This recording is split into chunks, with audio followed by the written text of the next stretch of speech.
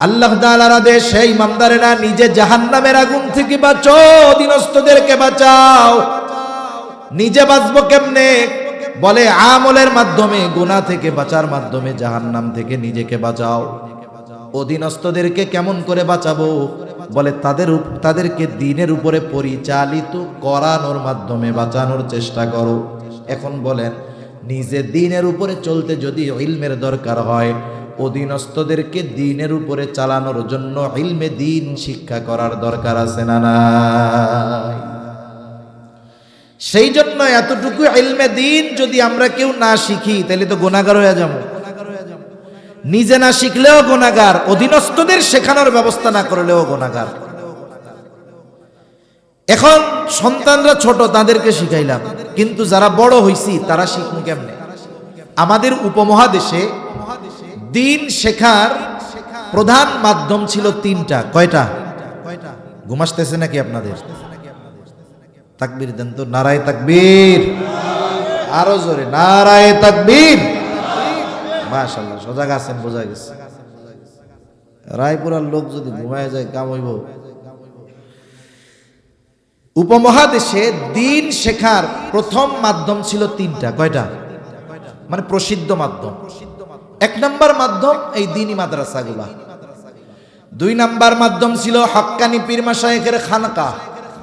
কিন্তু এখনকার জামানায় অবস্থা এমন যে একজন আহলে হক পীরের মুরিদ এত, ওনার কাছে অজুর মাসালা কি শিখবেন? মুসাফাই জীবনে 2-4 বার করা যায় না।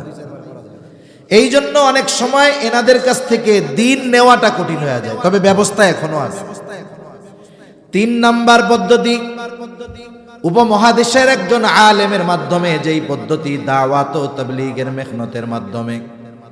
মূলত এটা ছিল আওয়ামদের দ্বীন শেখানোর চলতি ফিরতি মাদ্রাসা। ঠিক কিনা বলেন? ইনা আমানু কু আনফুসাকুম ওয়া আহলিকুম নারা ওয়াকুদুহান নাস ওয়াল হিজারা عليها ملائكة غلاظ شداد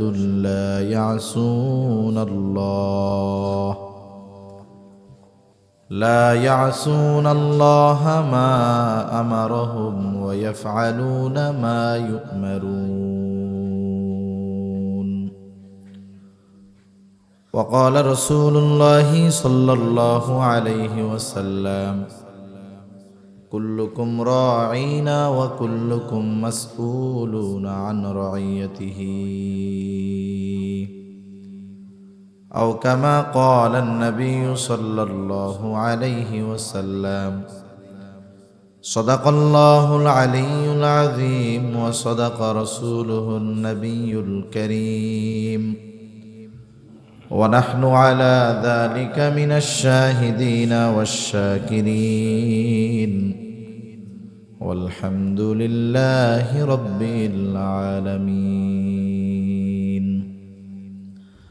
سبحانك لا علم لنا إلا ما علمتنا إنك أنت العليم الحكيم.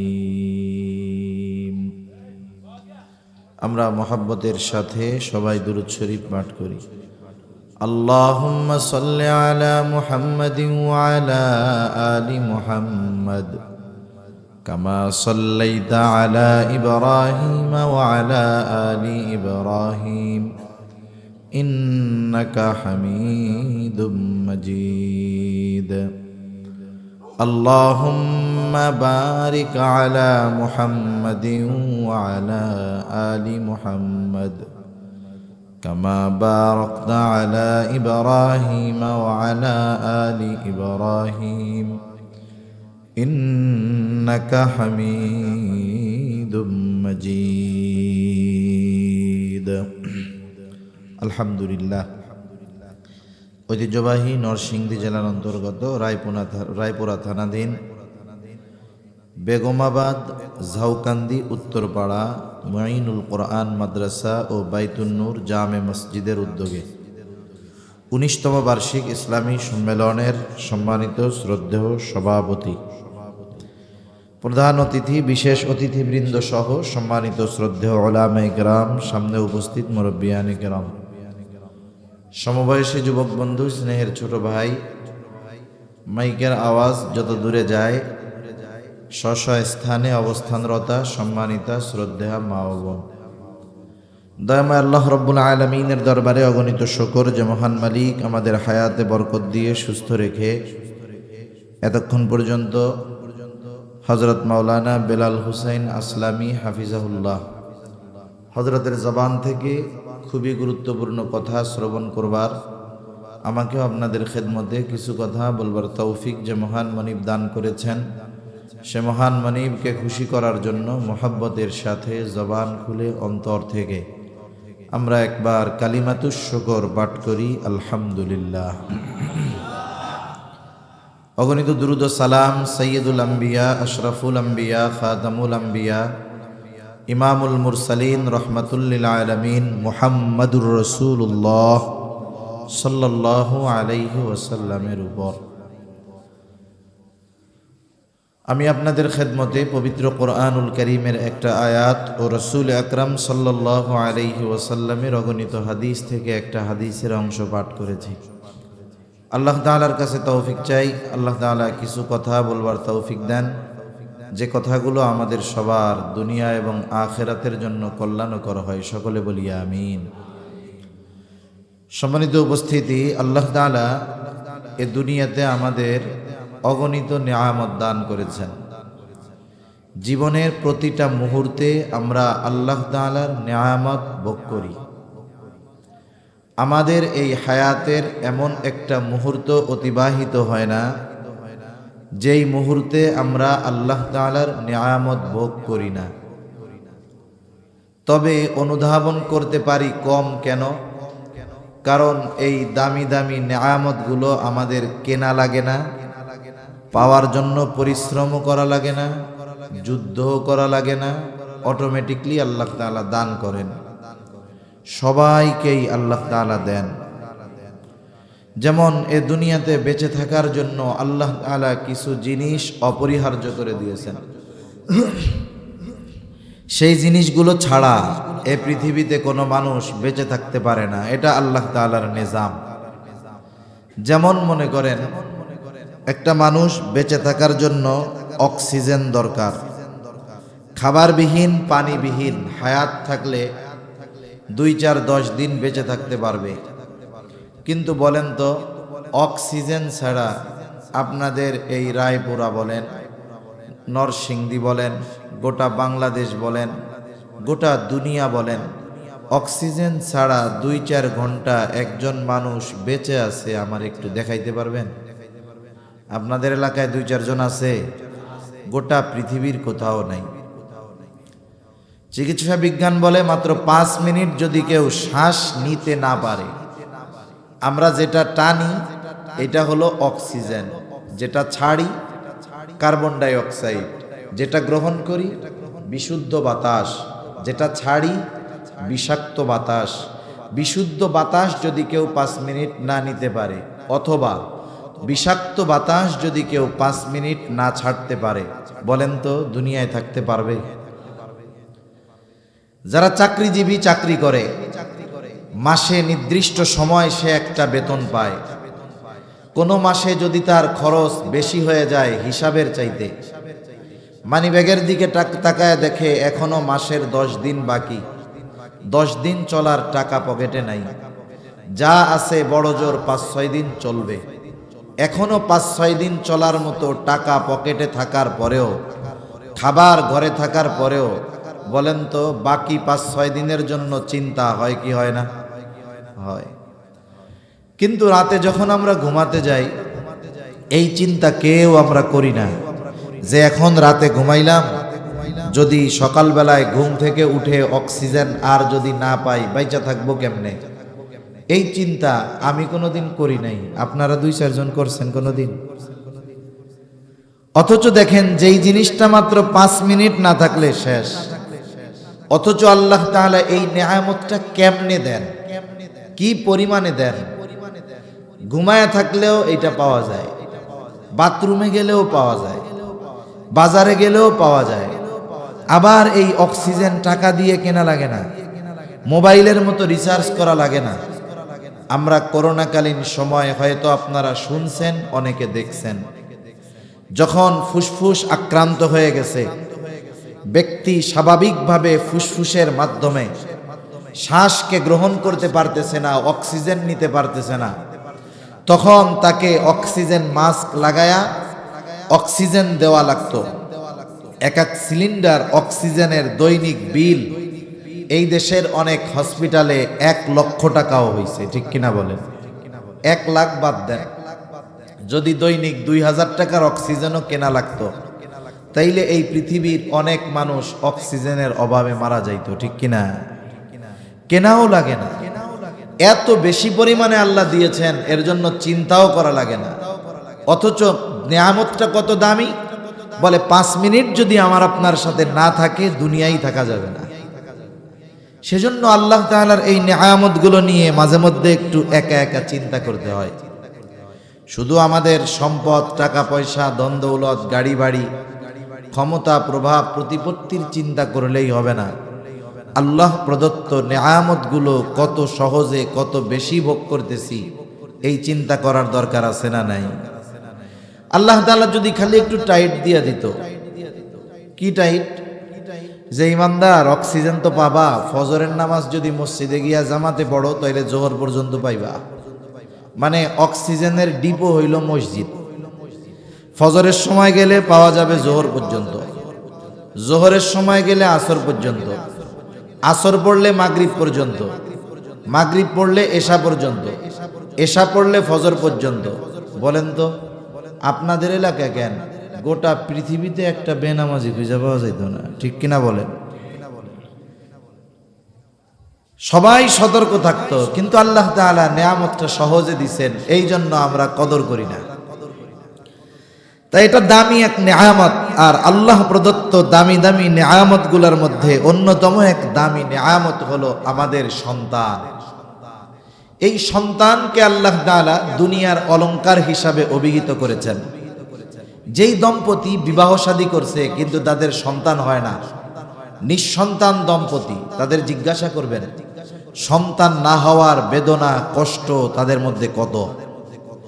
এজন্য আল্লাহ তাআলা কোরআনুল কারীমের মধ্যে সন্তান এবং সম্পদকে দুনিয়ার অলংকার হিসাবে অভিহিত করেছেন। আল্লাহ তাআলা বলেন, আল মালু ওয়াল বানুনা জিনাতুল হায়াতিদ দুনিয়া। আল্লাহ তাআলা বলেন মাল, সন্তান এটা হলো দুনিয়ার অলংকার। আবার আল্লাহ তাআলা এই মাল, সম্পদ, সন্তানের ব্যাপারে কোরআনুল কারীমের আরেক জায়গায় বলেন, ইন্নামা আমওয়ালুকুম ওয়া আওলাদুকুম ফিতনাহ। সন্তান, সম্পদ এগুলা হলো ফিতনা, পরীক্ষা। যেই দুইটা জিনিসকে আল্লাহ তাআলা দুনিয়ার অলংকার বলেছেন, ওই দুইটা জিনিসকে আল্লাহ তাআলা আবার পরীক্ষা বলেছেন। কেন? তার মানে এই দুনিয়াতে মানুষ সন্তানকে কেন্দ্র করে সম্পদ উপার্জনের দিকে নজর দেয় বেশি। এই দুনিয়াতে যারা দেখবেন অবৈধভাবে সম্পদ গড়ে, সম্পদের পাহাড় গড়ে, সে নিজে গড়ে কিন্তু নিজে ভোগ করে না। বলে এত কিছু কেন করো? বলে সন্তানদের জন্য করি। তার মানে বোঝা গেল যেই মানুষগুলো নাফরমানি করে সন্তানের জন্য করে। আবার কেন করে? বলে সম্পদের লোভে করে। তার মানে এই দুইটা জিনিসকে আল্লাহ তাআলা অলংকার বলে অভিহিত করার পাশাপাশি এই দুইটা জিনিসকে আল্লাহ তাআলা ফিতনা বা পরীক্ষা হিসাবেও অভিহিত করেছে। এজন্য যদি সন্তান যথাযথভাবে গড়ে তোলা যায়, সন্তান অলংকার। সম্পদ যদি বৈধ পন্থায় অবলম্বন করা যায়, সম্পদ উপার্জন করতে গিয়ে যদি আল্লাহর নাফরমানি না করা হয়, সম্পদের যাকাত যদি যথাযথভাবে দেওয়া হয়, সম্পদ ব্যয় যদি যথাস্থানে করা হয়, তাহলে এই সম্পদ অলংকার। সম্পদ উপার্জন করা মানা না, তবে সম্পদ বৈধ পন্থায় উপার্জন করা দরকার, কারণ কিয়ামতের দিন প্রত্যেকটা মানুষকে আল্লাহ তাআলা 5টি করে প্রশ্ন করবে। হাদিসের মধ্যে এসেছে ওই 5 প্রশ্নের সঠিক জবাব দেওয়া ছাড়া কোনো মানুষ এক কদম সামনে পেছনে যেতে পারবে না। এর মধ্যে এই প্রশ্ন আছে, দুনিয়ায় তুমি কোন পদ্ধতিতে সম্পদ উপার্জন করেছো আর উপার্জিত সম্পদ তুমি কিভাবে ব্যয় করেছো। এই প্রশ্ন কিয়ামতের দিন আল্লাহ তাআলা করবেন।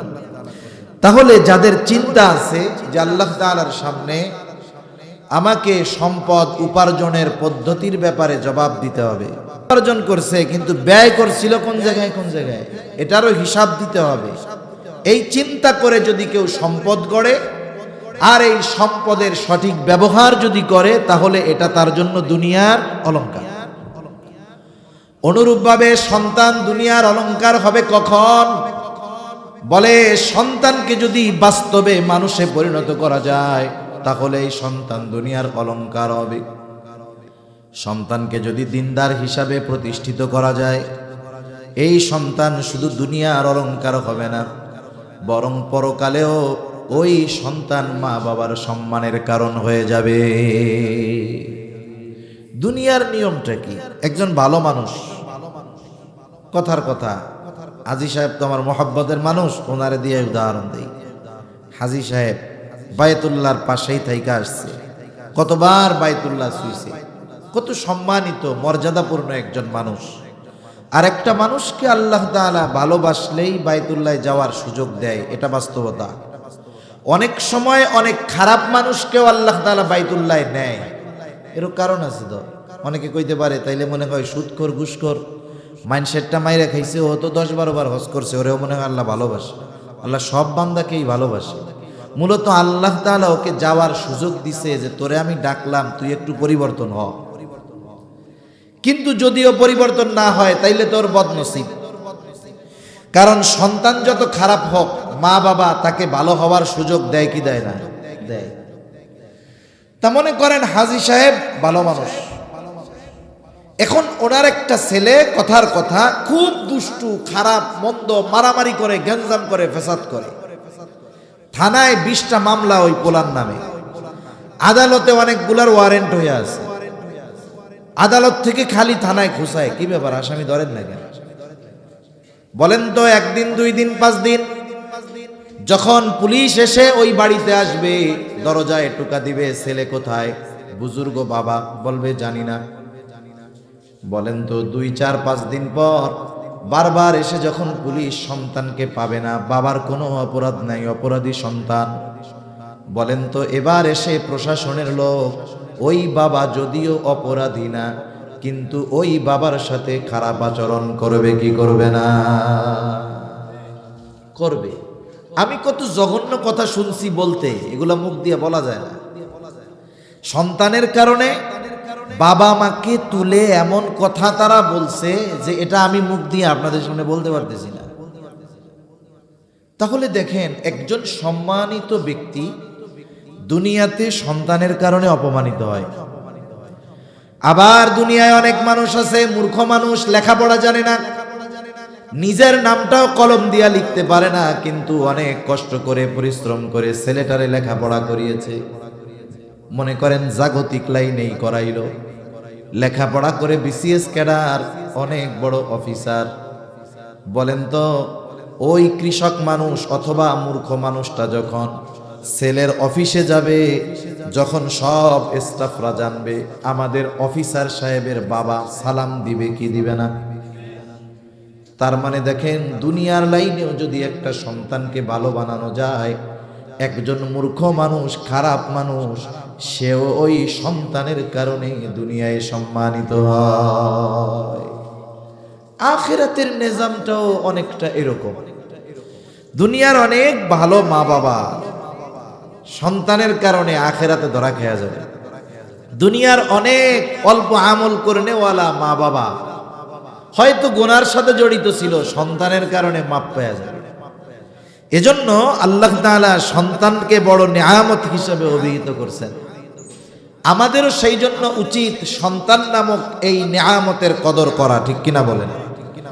আমাদের দেশে আমরা সন্তানকে কি মনে করি? আমাদের দেশে আমরা সন্তানকে মোটামুটি মনে করি যে কোনো মতে ম্যাট্রিক পাস করায়া ওরে যদি একটা আর্মির চাকরি দিয়ে দিতে পারি তাহলে আর টেনশন কি, মরা পর্যন্ত বয়া বয়া খামু, অসুস্থ হইলে সিএমএসে চিকিৎসা করাইব, ওই টাকাও লাগলো না, আবার মাস শেষে বেতন পাইব, কোনো টেনশনও নাই। তার মানে আমরা আমাদের সন্তানদেরকে মোটামুটি ছোটখাটো একটা টাকার মেশিন, এটিএম বুথ মনে করি। অনেক বাবার এই চিন্তা থাকে যে সন্তানকে কোনো মতে চাকরি একটাতে ঢুকায় দিতে পারলে আমি বাপ, আমার দায়িত্ব শেষ, আমি সফল। কিন্তু বলেন তো, একটা সন্তানকে টাকা উপার্জনের মেশিন বানাইয়া দিলেই কি বাবা মার দায়িত্ব কি শেষ? শেষ না। এজন্য এই পৃথিবীতে আমরা অনেক মানুষ দেখেছি, আপনারাও দেখছেন, যে বাবা 3 সন্তান জীবনের সব কিছু ব্যয় করে 3 জনকে উচ্চশিক্ষিত বানিয়েছে। একজন বড় ইঞ্জিনিয়ার, একজন বড় ডাক্তার, আরেকজন বিদেশে বড় চাকরি করে, গবেষক, কোটি কোটি টাকার মালিক। বাবার নিজের নামে কোনো সম্পদ নাই, টাকা নাই, পয়সা নাই। সন্তানেরা আমেরিকায় সেটেল, আমেরিকায় প্রবাসী। দেখা যায় জীবনের পড়ন্ত বেলায় সন্তানদের উঁচু বিল্ডিং 10 তলায় থাকার জায়গা হয় না, 10 তলা তো বহুদূর, সন্তানের বাড়ির গাছতলায়ও থাকার জায়গা হয় না। ওই সন্তানকে যে সম্পদ ব্যয় করে লেখাপড়া শিখিয়েছিল, ওই সন্তান মা বাবাকে বোঝা মনে করে, ময়লা মনে করে। এক সময় ওই পিতার অবস্থান হয়ে যায় বৃদ্ধাশ্রম। জাগতিক লাইনের অনেক মানুষের কথা এরকম। আরে অনেক সময় আমরা মনে করতাম যে ছেলেরা মনে হয় খারাপ হয়, বাপ লেখাপড়া শিখাইছে, বাপরে ভুলে গেছে। গত বছর এক জায়গা দেখলাম মেয়েরাও এরকম হয়। আমরা তো মনে করি যে মেয়েরা, ভাইরা, ছেলেরা যতই অযত্ন মা বাবার করুক না কেন, মেয়েরা কিন্তু করে না, যত্ন করে। গত বছর দেখলাম এক মানুষ ঢাকায় কোন বৃদ্ধাশ্রমে আসছে, তার 2টা মেয়ে। কয়টা মেয়ে? বেচারা লেখাপড়া করাইয়া 2 মেয়েরে ডাক্তার বানাইছে। ডাক্তার মানেই তো আবার টাকার মেশিন। শুধু ভিজিট তা না, ভিজিট 800, 900, 1000 আছে। টেস্টের ব্যবসা আছে না নাই? যেই রুগী যাবে সুস্থ হইলেও 5,000 টাকার টেস্ট, 10,000 টাকার টেস্ট, আবার করাইতে হবে অমক ডায়াগনস্টিক সেন্টার থেকে। ওনার নামে প্রেসক্রিপশন গেলেই ওই জায়গায় 25%। তার মানে 10,000 টাকার টেস্ট হইলে 2,500 ওনার আছে। মানে টাকার মেশিন বানায় দিছে মেয়েদেরকে। এরপরেও দেখেন মেয়েদের পেট ভরে নাই। মেয়েরা ওই বাবার সব সম্পদ দখল দিয়ে বাবার সম্পদগুলো নিজের নামে লিখে বাবাকে বের করে দিয়েছে। আবার গত বছর এক জায়গায় দেখলাম, তার আগের বছর মনে হয়, ঘটনা অনেক ঘটে কিন্তু কিছু ঘটনা বেশি প্রকাশ হয়। এক বাপ মারা গেছে, তার 2 সন্তান। বাপ চাকরি করতো ব্যাংকে, ভালো টাকা কামাই করছে, বাড়ি করছে 2 তলা বাড়ি, সম্পদ আছে। বাবা মারা গেছে, বাবার লাশ বাড়ির নিচে। 2 ভাইয়ের মধ্যে সম্পদ ভাগাভাগি নিয়ে দ্বন্দ্ব শুরু হয়ে গেছে। লাশের গোসলের খবর নাই। গোসল যেহেতু নাই, দাফন কাফনের কি হবে? আর 24 ঘন্টা পার হয়ে গেছে, লাশে পছন্দ ধরা শুরু হয়ে গেছে। 2 ভাই সম্পদ বন্টন নিয়ে ব্যস্ত। এলাকার লোকজন প্রশাসনকে খবর দিয়েছে। এরপরে প্রশাসনের সহযোগিতায় গোসল করে লাশ দাফনের ব্যবস্থা করা হয়েছে। এরকম ঘটনা অনেক আছে। এখন কথা হলো, খোঁজ নিয়ে দেখবেন এই ধরনের ঘটনা ওই পিতার সাথেই ঘটছে যেই পিতা তার সন্তানকে দ্বীন শেখায় নাই। আমি আলেম বলতেছি না, কিন্তু আমি কি বলছি? দ্বীন শেখায় নাই। আলেম হওয়া জরুরি না, মুফাক্কিরে ইসলাম হওয়া জরুরি না, মুহাদ্দিস হওয়া জরুরি না, মুফাসসির হওয়া জরুরি না, মুফতি সাহেব হওয়া জরুরি না, প্রকৃত মুসলমান হওয়া জরুরি, ঠিক কিনা বলেন? এজন্য আল্লাহ তাআলা ইমানদারদেরকে বলছে, হে ইমানদারেরা, মুসলমান না হইয়া তোমরা ভইরো না। সেই জন্য ওই পিতা আসলে সন্তানদেরকে দ্বীন শেখায় নাই, মুসলমান বানাইতে পারে নাই, যার কারণে সন্তানের সম্পদের অভাব ছিল না। তার পরিবারে সব কিছুর দাম ছিল, কিন্তু পিতার দাম ছিল না। অথচ ওই পিতার মাধ্যমে সে সম্পদের মালিক হয়েছে। আপনি আমাকে দেখাতে পারবেন না যেই পিতা তার সন্তানকে দিন শিখিয়েছে, দুনিয়াদার বানাতে পারে নাই। দেখা যাবে গরিব মানুষ ছেলেটাকে দিন শিখিয়েছে, ছেলেটা রিক্সা চালায় তবে দিনদার। আল্লাহর কসম, ওই ছেলে যদিও তার পরিবার নিয়ে চলতে কষ্ট হয়, কিন্তু কষ্ট হওয়ার পরেও তার ঘরে যদি বৃদ্ধ মা বাবা থাকে, ওই দিন মজুর রিক্সাওয়ালা কুলি তার মা বাবাকে বোঝা মনে করে না, বরং নিজের যত কষ্ট হোক মা বাবার দিকে সর্বোচ্চ নজর সে রাখে।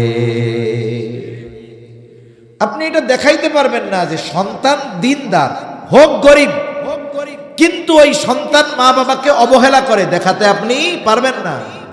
বরং মা বাবারও দোয়া করে, যখন দেখে যে আমার পোলার ইনকাম নাই কিন্তু আমার চিকিৎসার জন্য চেষ্টা করে, তখন আরো দোয়া করে।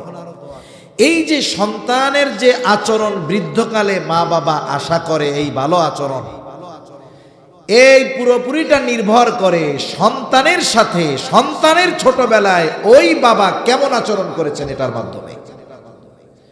আমরা অনেক সময় অনেক জায়গায় ওয়াজ মাহফিলে গেলে অনেক মুরব্বী আসে, অনেক মুরব্বী আইসা আসতে কানের কাছে বলে, হুজুর একটা কথা বলবো, যে হুজুর পোলাপানরে এত কষ্ট করে লেখাপড়া শিখাইছি, নিজের বাড়িটা বেচা লেখাপড়া শিখাইছি, এখন সন্তান লেখাপড়া শিখছে, অনেক সম্পদের মালিক, হুজুর এখন আমি বস্তিতে থাকি, আমারে ঘরে উঠতেই দেয় না।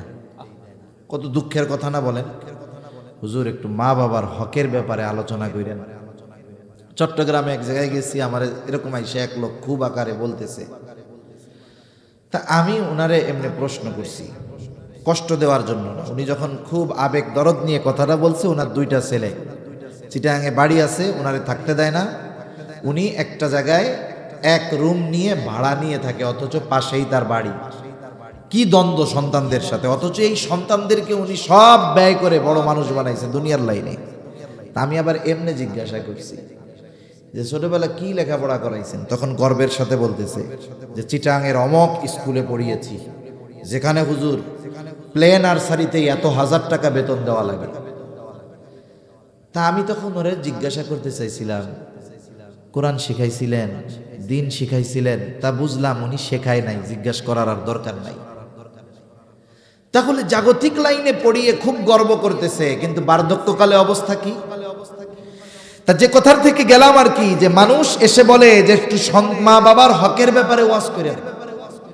আচ্ছা, একটা মা বাবা সন্তানের কাছে হক প্রাপ্ত হয় কখন জানেন? কোন সময় হয় বলেন তো? যখন সে নিজে হক আদায় করতে পারে। সোজা কথায় সন্তান যখন বালেগ হয়। আপনি যদি আপনার 6 বছরের বাচ্চারে গিয়া যদি বলেন, তুই কালকে থেকে রিক্সা চালাইয়া ইনকাম করে আমারে খাওয়াবি, আমি তোর বাপ না, এটা বলার অধিকার আপনার নাই। এটা যদি বলা হয় তার উপরে কি করা হবে? জুলুম করা হবে। তার মানে খেয়াল করেন, আমি আপনি সন্তানের কাছে হক দাবি করতে পারবো কখন? বলে সন্তান বালেগ হবে যখন। তাহলে পিতা মাতা সন্তানের কাছে হক পায় তখন, সন্তান বালেগ হয় যখন। কিন্তু এর বিপরীতে সন্তানও তো পিতা মাতার কাছে কিছু হক প্রাপ্য আছে। যেমন প্রসিদ্ধ একটা ঘটনা আছে, খলিফাতুল মুসলিমিন হযরত ওমর রাদিয়াল্লাহু তাআলা আনহুর সময় এক ব্যক্তি তার সন্তানের ব্যাপারে ওমর রাদিয়াল্লাহু তাআলা আনহুর কাছে এসে অভিযোগ দায়ের করেছে, খলিফাতুল মুসলিমিন, আমার সন্তান আমার সাথে সদাচরণ করে না, আমার হক আদায় করে না, আপনি একটু তাকে বইলা দেন। হযরত ওমর রাদিয়াল্লাহু তাআলা ওই ছেলেটাকে জিজ্ঞাসা করতেছে, কি ব্যাপার, তুমি কি তোমার পিতার হক আদায় করো না? ছেলেটা এবার পাল্টা প্রশ্ন করেছে খলিফাতুল মুসলিমিনকে, ও খলিফাতুল মুসলিমিন, হক কি শুধু পিতা মাতা সন্তানের কাছে পায়? সন্তান কি পিতার কাছে কোনো হক পায় না? হযরত ওমর রাদিয়াল্লাহু তাআলা আনহু কয়েকটা হকের কথা বলেছেন। এক নাম্বার, তিনি যেই হকের কথা বলেছেন সন্তানের হক, যেটা সে পিতার কাছে পাবে, এক নম্বরে তিনি বলেছেন প্রত্যেকটা সন্তানের অন্যতম প্রধান হক যেটা সে তার পিতার কাছে প্রাপ্য, সেটা হলো একজন দিনদার মা। দিনদার মা সন্তানের হক। কার হক? জোরে কোন, আরো জোরে, কার হক? তাহলে বলেন সন্তান আগে হয় না বিয়ে আগে হয়? বিয়ে আগে হয় না? তার মানে কেউ যদি দিনহীন কোন নারী বিবাহ করে, চেহারা দেখা, আমার আগে হযরত বলছে না যে নারীরা জাহান্নামে যাবে কেন, ওই রকম সুরাত মুরাত দেখা, আটা ময়দা মাখানো সাদা চেহারা দেখা কেউ যদি পাগল হইয়া বিয়া করে, দিন নাই, সাথে সাথে সে তার অনাগত সন্তানের প্রথম হক নষ্ট করে। এজন্য বিবাহের ক্ষেত্রেও ইসলামকে পরিপূর্ণ অনুসরণ করতে হবে। আমাদের সমাজে বিবাহের ইসলাম আছে, আপনাদের তো, আপনারা ভালো মানুষ, আপনাদের খবর তো আমি জানি না, আমাদের সমাজে আছে যা। বিবাহের মধ্যে ইসলাম কতটুক জানেন? ইসলাম হইল হুজুরে ডাক দিয়া ওই যে কবুলটা পড়ায় দেওয়া, এরপরে কয় হুজুর আপনি যান গা, এই পরিবেশ আপনার লেগা না। হুজুরের দায়িত্ব ওই 2-3 মিনিটের মধ্যে খেল খতম, এরপরে হুজুরের আর দরকার নেই। অথচ বিবাহ একটা ইবাদত। বিবাহ কি জোরে বলেন? বিবাহ নবীজির সুন্নাত, প্রত্যেকটা সুন্নাত ইবাদত। আর প্রত্যেকটা ইবাদতের পদ্ধতি নবীজি সাল্লাল্লাহু আলাইহি ওয়াসাল্লাম দেখায় দিবেন কি দেন নাই? জীবনের এমন কোন দিক নাই যেই জায়গায় ইসলাম নাই, সুন্নাত নাই। আরে ভাই, রাতে ঘুমাতে যাব তখন কি করতে হবে, ইসলাম সে কথা বলেছে, নবী সে কথা জানিয়ে দিয়েছে। রাত্রে ঘুমানোর সময় বাতিটা বন্ধ করে ঘুমাতে হবে। আপনাদের ইমাম সাহেব বিজ্ঞ একজন আলেম, আলহামদুলিল্লাহ ভালো একজন আলেম পাইছেন। জিজ্ঞাসা করেন তিরমিজির হাদিস, নবীজি বলেছে যখন তোমরা রাতে ঘুমাবা তোমাদের বাতিটাকে তোমরা বন্ধ করে ঘুমাবা, বাতি নিভায় ঘুমাবা। কারণ কি সেগুলো পরে, বাতি নেভানোর নির্দেশনা আছে তো নাকি? নবীজি বলছেন রাতে যখন বিছানায় শুইতে যাবা বিছানা জ্বালা দিয়া ঘুমাইবা, কমপক্ষে লুঙ্গি দিয়া এরকম হইলেও জ্বালা দিবা। যেই ইসলাম বাতি নিভানিয়া ঘুমায়ের কথা বলে, যেই ইসলাম বিছানা ঝাড়ু দিয়ে ঘুমানোর ব্যাপারে নির্দেশনা দেয়, সেই ইসলামে বিবাহ কিভাবে করতে হবে আছে না নাই? কিন্তু বাস্তবতা বিবাহের শুরু থেকেই বরদিনী শুরু হয়। একবারে দেখতে যাবে শুরুতে, সবাই কয় যে বিয়ে করবো, এরে কয় তুই দেখার আগে আমরা আগে দেখে আসি। সবার পছন্দ হয়েছে, কয় তোর দুলাভাই তো গেল না রে, বিয়ে করবো, হ্যাঁ পছন্দ হইতোই বলবো দুলাভাইয়ের কথা হইলো কোনো। এই যে শুরু হইলো মামাতো ভাই, খালাতো ভাই, বন্ধু, এরপরে যায় আর হে যে দেখে না, কয় সবার পছন্দ হয়েছে আমারও পছন্দ। আরে বেটা বিয়ে করবি তুই, পছন্দ তো তোর লাগবো আগে। এই জন্য যখন মেয়ে দেখা হবে শুরুতে কি করতে হবে, শুধু ছেলে দেখবে, ছেলের বাপও দেখতে পারবে না। হাজী সাহেব যদি পোলা বিয়া দিতে যায়, কথার কথা আছে নাকি, ওনাতে দিয়াই দিছে সব। হাজী সাহেবও যদি যায় ছেলে বিবাহ দিতে, উনি আগে দেখতে পারবে না, দেখবে কে, শুধু ছেলে।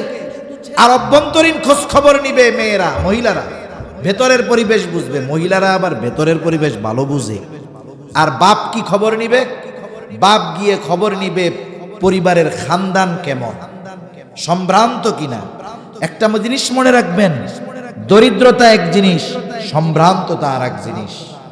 অনেক মানুষ দরিদ্র কিন্তু সম্ভ্রান্ত, আত্মমর্যাদা নিয়ে চলে। অনেক মানুষ টাকাওয়ালা কিন্তু ওর ক্যারেক্টার একেবারে খ্যাত মার্কা, আছে না নাই? আগের মুরব্বীরা এই জন্য জাতপাত দেখতো। গ্রামে একটা কথা কয় না, জাতের মেয়ে কালা ভালো, নদীর পানি গুলাও ভালো। কিন্তু এখনকার জামানা হয়ে গেছে ব্যতিক্রম, এখন শুধু দেখে চেহারা কেমন সুন্দর। নবীজি সাল্লাল্লাহু আলাইহি ওয়াসাল্লাম সেই জন্য জানিয়ে দেন 4টা জিনিস দেখে বিয়ে করা হয়। কয়টা জিনিস?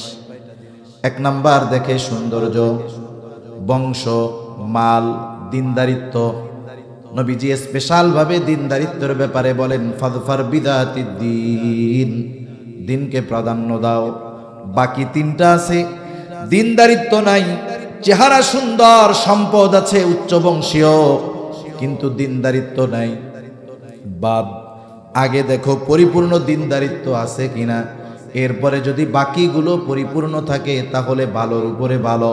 কিন্তু যদি দিনহীন হয়, ওই মেয়েকে যদি বিবাহ করো চেহারা দেখে, টাকা দেখে, বংশ দেখে, মনে রাখবা, যার মধ্যে দিনদারিত্ব নাই তার চরিত্র কখনো সচ্চরিত্র হয় না। বিবাহের আগে চেহারার কদর থাকে, কসম বিবাহের পরে চরিত্রের কদর বেড়ে যায়। এই জন্য আগের থেকে দিনদারিত্বকে প্রাধান্য দেওয়া দরকার। যারা বিয়া করে ফেলছে তো করে ফেলছে, কিন্তু ভবিষ্যতে যাদেরকে আমরা বিবাহ দিব বা যারা বিবাহ করবে, এদেরকে এই জিনিসটা খেয়াল রাখতে হবে যে আমি একজন দিনদার মেয়েকে বিবাহ করব। যদি না করি তাহলে আমার সন্তান দুনিয়ায় আসার আগেই আমি অনাগত সন্তানের সর্বপ্রথম হক আমি নষ্ট করে ফেললাম। তাহলে আমার আপনার সন্তানদের প্রথম হক কি? বলে একজন দিনদার মা। এরপরে কিছু বিষয় আছে, যেমন মনে করেন এরপরে সন্তান যখন মাতৃগর্ভে আসবে, মাতৃগর্ভে কোটি কোটি শুক্রাণু থেকে মা বাবার মিশ্রিত একেবারে বিন্দু কণা পরিমাণ একটা শুক্রাণু অন্যান্য সবগুলার সাথে লড়াই করে করে মায়ের রেহেম পর্যন্ত পৌঁছায়া যাবে, যেটা দেখার জন্য মাইক্রোস্কোপের দরকার হয়। ওই রকম ক্ষুদ্র একেবারে সূক্ষ্ম সূচের আকার চাইতেও খুব সূক্ষ্ম একটু পানি থেকে আল্লাহ তাআলা 120 দিনের প্রসেসে একটা মাংসপিণ্ড মায়ের পেটের ভিতরে আল্লাহ তাআলা তৈরি করে। 120 দিন পর ওই মাংস টুকরার মধ্যে প্রাণ দেওয়া হয়। মনে রাখতে হবে, আগে আমাদের হাত পা চোখ কান বডি সব হয়, এরপরে প্রাণ দেওয়া হয় এমনটা নয়, বরং ওই মাংসের টুকরা যখন থাকে আল্লাহ তাআলার নির্দেশে একজন ফেরেশতা মায়ের রেহেমের মধ্যে চলে আসে, ওই মরা মাংসর টুকরার মধ্যে ওই সময় সে আল্লাহ তাআলার নির্দেশে রূহ ফুঁকে দেয়। এইবার হার্ট তৈরি হয়ে যায়। তৈরি হয় কি? প্রথম এই হার্ট কল্প তৈরি হয়ে যায়। এইবার আস্তে আস্তে বাকি সময়টাতে হাত পা চোখ কান পরিপূর্ণ হয়। অনেক সময় দেখবেন অনেক পোলাপান এরকম আমি দেখছি, হইছে 10 মাস পেটে থাকতে পারে নাই, অসুস্থতার কারণে 8.5 মাস এই সময় তাকে সিজার করে পেট থেকে বের করে ফেলছে। বাচ্চা বাইসা আছে কিন্তু মাথার খুলি হয় নাই। দেখছেন এরকম? মাথার খুলি শক্ত হয় নাই, চোখ বন্ধই রইছে, খুলে না, কারণ এখনো পরিপূর্ণভাবে হয় নাই। অনেক সময় বিকলাঙ্গ শিশু জন্মগ্রহণ করে নির্ধারিত সময়ের অনেক আগে, দেখা যায় তার হাত পরিপূর্ণ হয় নাই, পা পরিপূর্ণ হয় নাই, অপূর্ণাঙ্গ থাকে। তার মানে কি? আল্লাহ তাআলা প্রথম এই হার্ট তৈরি করেন, এরপরে বাকি সময়টাতে পরিপূর্ণ শরীরের আবওয়াব আকৃতিগুলো আল্লাহ তৈরি করে। চিকিৎসা বিজ্ঞান কি বলে? চিকিৎসা বিজ্ঞান বলে যখন হার্ট তৈরি হয়ে যায় তার মানে এখন ওর মধ্যে আল্লাহর নির্দেশে ফেরেশতা রূহ ফুঁকে দিয়েছে। আল্লাহ তাআলা কোরআনুল কারীমের মধ্যে বলেন, আল্লাযী খালাকাল মাউতা ওয়াল হায়াতা লিয়াবলুয়াকুম আইয়ুকুম আহসানু আমালা। তিনি আল্লাহ কে? বলে আল্লাযী খালাকাল মাউতা ওয়াল হায়াত, যিনি মৃত্যু এবং জীবন সৃষ্টি করেছেন। স্বাভাবিক দৃষ্টিকোণ থেকে আমরা দেখি মৃত্যু পরে জীবন আগে, কিন্তু আল্লাহ তাআলা এখানে বলেছেন মৃত্যু আগে জীবন পরে। কারণ কি? আসলে মায়ের পেটের মধ্যে আমরা মরাই ছিলাম। যতক্ষণ না আমাদের মধ্যে রূহ দেওয়া হয়েছে ততক্ষণ আমরা মৃত ছিলাম। এই মৃত থেকেই আল্লাহ আমাদেরকে সৃষ্টি করেছেন। এইবার রূহ যখন দেওয়া হলো, এটা প্রাণ পাইছে। এই প্রাণ পাওয়ার সাথে সাথে চোখও হয় নাই, কানও হয় নাই, কিছুই হয় নাই। ওই সময় থেকে মায়ের পেটে একটা বাচ্চা, মায়ের চিন্তা ভাবনা, সেই বাচ্চা যে পেটের মধ্যে কিছুই হয় নাই, মাংসের টুকরা, শুধু হার্ট তৈরি হয়েছে, সে মায়ের সমস্ত অনুভূতিকে অনুভব করতে শিখে যায়। সুবহানাল্লাহ।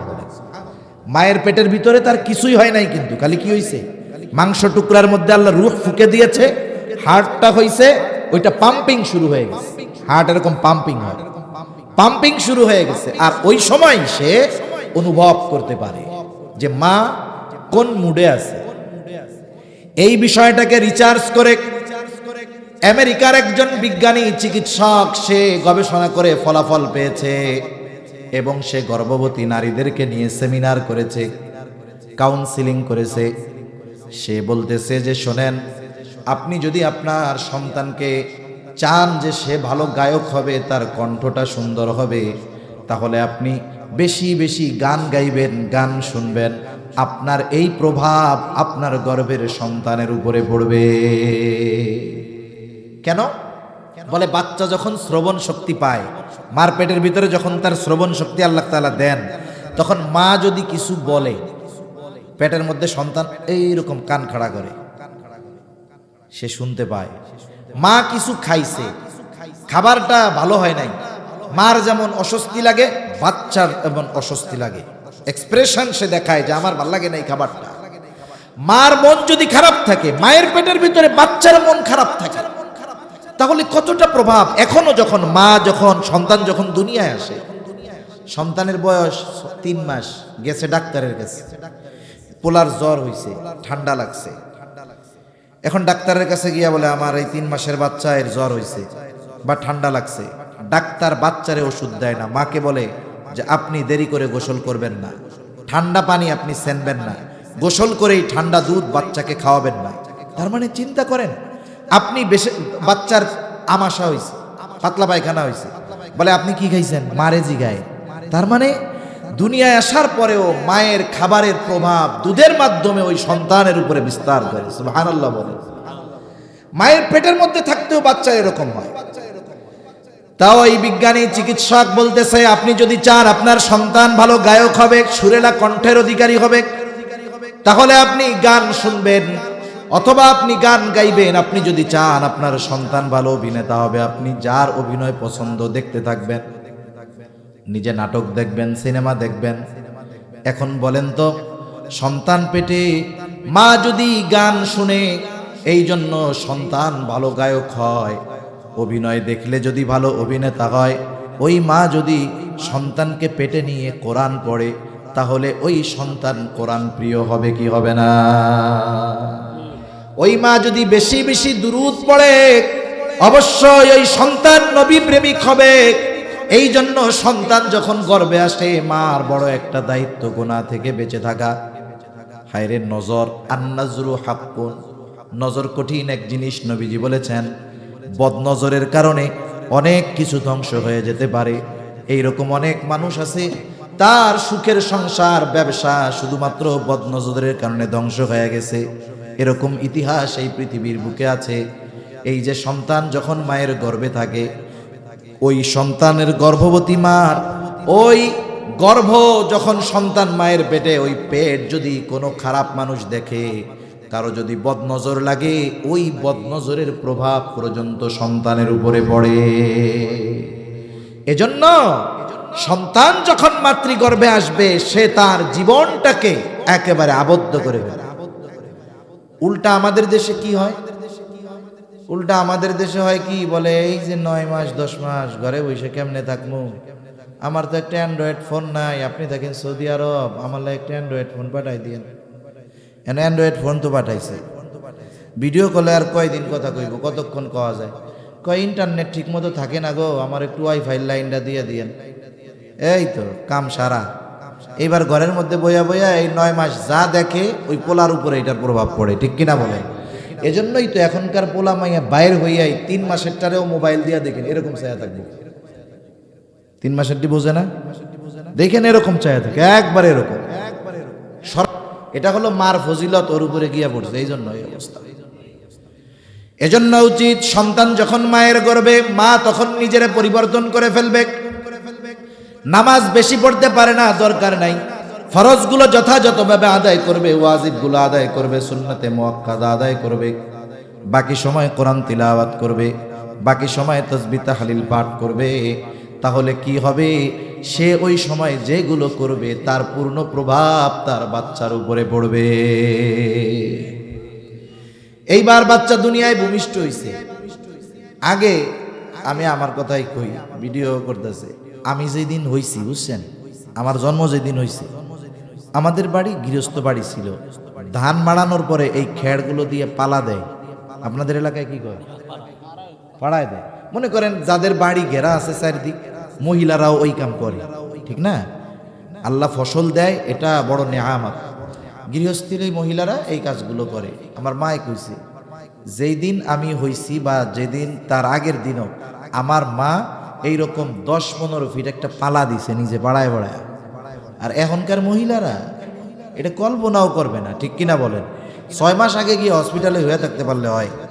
আরো কি কইব, যে না না স্বাভাবিক ডেলিভারি হবে না, আমারই করতে হবে, আমার সিজার করতে হবে, নাহলেই সমস্যা। ঠিক কিনা বলেন? আর ডাক্তাররাও তো এটা একটা বিজনেস। আপনি নিয়ে যাবেন আল্ট্রাসোনোগ্রাম করাবে, আমি তো ডাক্তার না, আপনি তো ডাক্তার না, কিছু বুঝবেন না।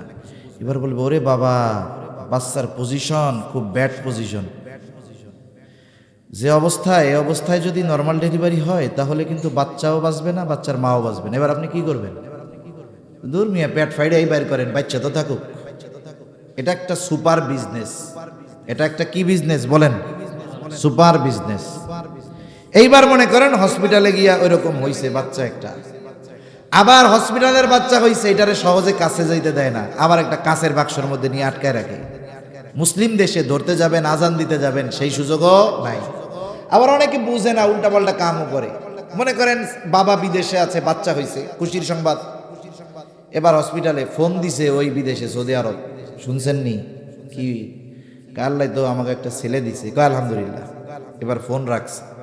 সৌদি আরবের বাজে হইলো রাত 12টা, বাংলাদেশের বাজে হইলো রাত 3টা। এখন ওই সৌদি আরব থেকে রাত 3টার সময় দিছে ইমাম সাহেবের কাছে ফোন, আর নাইলে মুয়াজ্জিনের কাছে ফোন।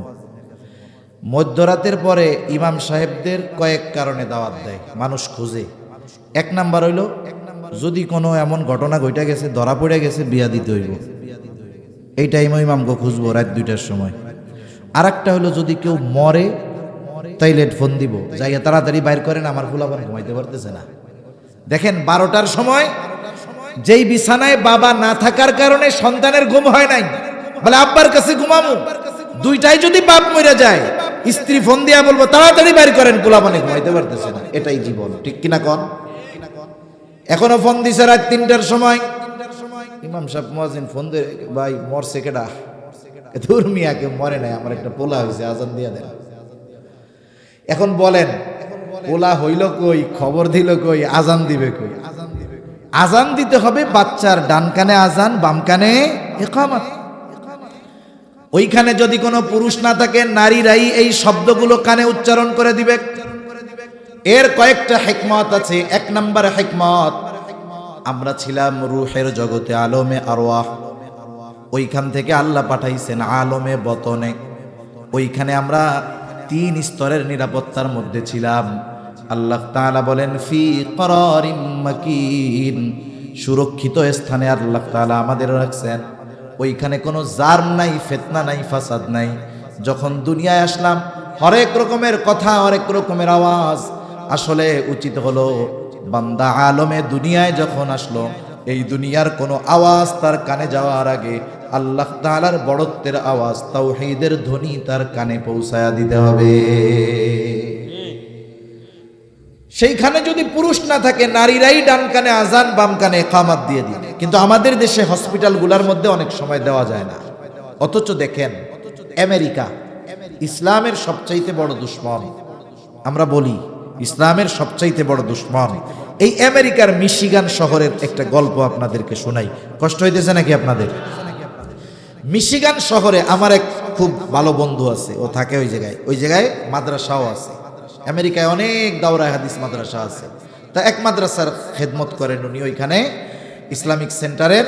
উনি আমারে বলতেছে যে ভাই আজীব দৃশ্য, উনি বিবাহ করছে, ওনার একটা মেয়ে হবে, আল্লাহ তাআলা একটা মেয়ে দিয়েছে। এখন উনি যখন হসপিটালে ভর্তি করাতে গেছে, ওই দেশে বিজনেস করবে না যে স্বাভাবিকভাবে বাচ্চা হওয়া সম্ভব আর ওইটারে পেট কেটে বের করবে কষায়ের মতো, এটা করবে না। ওনার সব কিছু ঠিকঠাক। উনি গিয়ে যখন নাম বলছে যে আপনার নাম কি, পেশেন্টের নাম বলার পরে আপনার নাম, উনি বলছে আমার নাম ফখরুল ইসলাম। বুঝতে বাকি আছে যে লোকটা মুসলমান। সাথে সাথে বলতেছে হ্যাঁ হ্যাঁ, তাহলে আপনার জন্য ওই ওয়ার্ড বা ওই বিল্ডিং। কেন আমার জন্য এরকম কেন? বৈষম্য নাকি? বলে না না, ওইখানে যারা আছে তারা সবাই নারী। যেহেতু আপনি মুসলিম, পুরুষরা আপনার স্ত্রীকে টাচ করুক এটা আপনি পছন্দ করেন না। এজন্য ওই ওয়ার্ডে যারা আছে, ডাক্তার, নার্স, ক্লিনার, সব মহিলা ওইখানে। এই জন্য আমরা আপনার ওয়াইফকে দিলাম। আমাদের দেশে অধিকাংশ ক্ষেত্রে সিজার যে হয়, আসলে অধিকাংশ জায়গায় একেবারে পুরাপুরি মহিলাদের দ্বারা হয় না, ওইখানে পুরুষ উপস্থিত থাকেই। তা ওইখানে পুরোপুরি সব মহিলাদের নিয়ন্ত্রণে ওই ওয়ার্ডে আপনার স্ত্রীকে ভর্তি করা হয়েছে। উনি বলতেছে তাকে নেওয়া হয়েছে থিয়েটারের ভিতরে। যদি অপারেশন না লাগে তারা করবে না, স্বাভাবিকভাবে বাচ্চা হওয়ার মতো অবস্থা আছে। এবার কাউরে যাইতে তো দিবে না, আমি তো স্বামী, সেই হিসাবে আমি একেবারে অপারেশন থিয়েটারের দরজায় বসে আছি, কোনো পুরুষ ওইখানে নাই, সব মহিলা। উনি বলতেছে হঠাৎ করে দেখলাম একজন ইউথিপিয়ান আফ্রিকান লোক আইসা অপারেশন থিয়েটারের দরজার বসে দাঁড়াইছে। আমি একটু আনইজি ফিল করতেছি, ও দাঁড়াইছে সেখানে এইখানে। তা ওরে আমি ডাক দিলাম, এই মিয়া তুমি এখানে কি করো? বলে আমাকে নিচের থেকে ফোন দিয়ে এখানে আসতে বলা হয়েছে। কেন? বলে আমি হইলাম মুসলিম, আমাকে বলা হয়েছে যে অপারেশন থিয়েটারে একজন মুসলমানের বাচ্চা ভূমিষ্ঠ হচ্ছে, আমাকে বলছে ফোন দিয়া। আর এই হসপিটালে যত মুসলিম সন্তান জন্মগ্রহণ করে সকলের কানে আজান ইকামত দেওয়ার দায়িত্বটা আমার। এটা হসপিটাল কর্তৃপক্ষ নির্ধারণ করে রাখছে। আমারে বলতেছে যে ভাই চিন্তা করে দেখেন যে আমেরিকার মতো একটা দেশ আসলে আমার সন্তানরা দুনিয়ায় আসলে আমার ইসলাম আমাকে কি নির্দেশনা দিয়েছে। আমার চিন্তা করার কথা ছিল যে বাচ্চাটা আইনা আজান আমি দিব, অথচ হসপিটাল কর্তৃপক্ষ এই ব্যবস্থা আগের থেকেই করে রাখছে। আসলে আমরা দুর্ভাগ্যের ব্যাপার আমাদের। তাহলে সন্তান দুনিয়ায় আসলে কাজ কি? বলে ডান কানে আজান বাম কানে ইকামত দেওয়া। এর মধ্যে একটা হিকমত, আরেকটা হিকমত আছে। রহস্য কি বলেন তো? আপনাদের মসজিদে আজান হলো, আজানের 15 মিনিট পরে নামাজের জন্য দাঁড়ানো হলো, ইকামত দেওয়া হলো। ইকামতের কয় ঘন্টা পরে আপনাদের ইমাম তাকবীরে তাহরিমা দেয়? সাথে সাথে দেয় না? মধ্যে হয়তো 1 সেকেন্ড বেশ কম হতে পারে। এই যে ভূমিষ্ঠ হওয়ার সাথে সাথে আজান ইকামত দেওয়ার এটা একটা হিকমত, যে দেখো এখন শুধু তোমার জানাজার নামাজটা বাকি, এর আজানও হয়ে গেছে, ইকামতও হয়ে গেছে। আজান ইকামতের মধ্যবর্তী সময়টা যেমন সংক্ষিপ্ত, দুনিয়ার হায়াতটাও ওই রকম সংক্ষিপ্ত, ঠিক কিনা বলে? তাহলে সন্তান ভূমিষ্ঠ হওয়ার পরে ডান কানে আজান বাম কানে ইকামত, এরপরে যখন তার 7 দিন বয়স হবে মাথার চুলগুলো মুন্ডিয়ে ফেলতে হবে। মাথার চুল মুন্ডিয়ে চুলের ওজন পরিমাণ স্বর্ণ অথবা রৌপ্য অথবা উভয়ের সমপরিমাণ মূল্য সদকা করে দিতে হবে। এরপরে 7ম দিন ছেলে হলে 2টা ছাগল দিয়া, মেয়ে হলে 1টা ছাগল দিয়া আকিকা দিতে হবে। 7 দিনে না পারলে 14তম দিনে, 14তম দিনে না পারলে 21তম দিনে। এরপরে যদি অ্যাবিলিটি না থাকে বিলম্ব করতে পারে, অসুবিধা নাই। আবার 2টা দিয়ে দেওয়ার সামর্থ্য নাই, ছেলে হইছে 1টা দিয়ে হলেও যথা সময়ে সে দিয়ে দিবে। কিন্তু কিছু মানুষ করবে কি, সামর্থ্য আছে দেওয়ার মতো, গাফলতি করে, ও এই 3 মাস পরে কুরবানি, তো কুরবানির লগে দেয়া দিব না। আমলের ক্ষেত্রে সব সময় পদ্ধতি অবলম্বন করতে হবে, সুন্নাত পদ্ধতি, মানে আল্লাহর রাসূল যেই সিস্টেম শিখাইছেন এটা করতে হবে। এরপরে কোরবানির সাথে আকিকা দেওয়া এটা জায়েজ। যারা বলে দেওয়া যাবে না তারা ভুল বলে, আর যারা বলে দেরি করে ইচ্ছা করে সুন্নাহ আমল বাদ দিয়ে এটা করা ঠিক হবে না, দেওয়া জায়েজ আছে। কিন্তু আমলের ক্ষেত্রে সুন্নাহকে প্রাধান্য দিতে হবে, ঠিক কিনা বলেন? আপনার 2টা দিয়ে দেওয়ার সামর্থ্য নাই, হাদিসে 1টা দিয়ে দেওয়ার কথাও আছে। আপনি 7 দিনের দিন 1টা দিয়ে শেষ করেন, 14 দিনের দিন দেন অথবা 21তম দিনে দেন, দিয়ে এটার সুন্নাহ আদায় করে ফেলেন। কিন্তু আমি আমার জীবনে দেখছি অনেক মানুষ শ্বশুর হয়ে গেছে, কয় আমার আকিকাটাও দিতে হবে, আমার আব্বা দেয় নাই। এ কাজ কিন্তু ঠিক না। সেজন্য যথাসময়ে আকিকা দিয়ে দিবি। এরপরে 7ম দিন তার সুন্দর একটা নাম রাখতে হবে, সুন্দর একটা নাম, যেই নাম তার ধর্মীয় পরিচয় বহন করে এমন একটা সুন্দর নাম তার রাখতে হবে। আল্লাহ তাআলার কাছে সবচাইতে প্রিয় নাম আবদুল্লাহ আর আবদুর রহমান। সমাজে যদি আবদুল্লাহ আর আব্দুর রহমান বেশি হয়ে যায়, আল্লাহ তাআলার গুণবাচক যে নামগুলো আছে ওই নামগুলোর সাথে আবদুন যোগ করে নাম রাখা যাবে। আবদুর রহমান, আবদুস সামাদ, আব্দুল মজিদ, আব্দুল খালেক, আব্দুল মালিক রাখা যায় কি যায় না? সুন্দর নাম না? আবার ডাকার ক্ষেত্রে একটু সতর্ক থাকা দরকার। অনেকে ডাকতে ডাকতে লাস্টে আব্দুল বাদ দিয়ে শুধু খালেক মালিক সামাদ ডাকা শুরু করে, এটা সুন্দর না। সেজন্য একজনের নাম যদি আব্দুল মালিক হয় আমরা সুন্দরভাবে ডাকবো আব্দুল মালিক। আবার অনেকে আবদুন তো যোগ করেই না, বাকি বাকি নামের অংশটাকেও ব্যঙ্গ করে ডাকে, ও মালিক কে, ও খালেক কে, আছে না নাই কন্যা?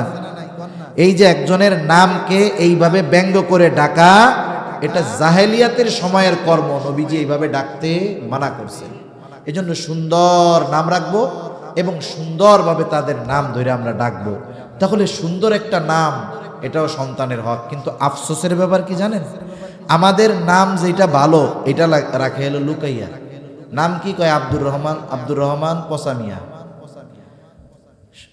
তারপরে শফিকুল ইসলাম রনি, মুজাহিদুল ইসলাম জনি, সামিউর রহমান টনি, আছে না নাই গন?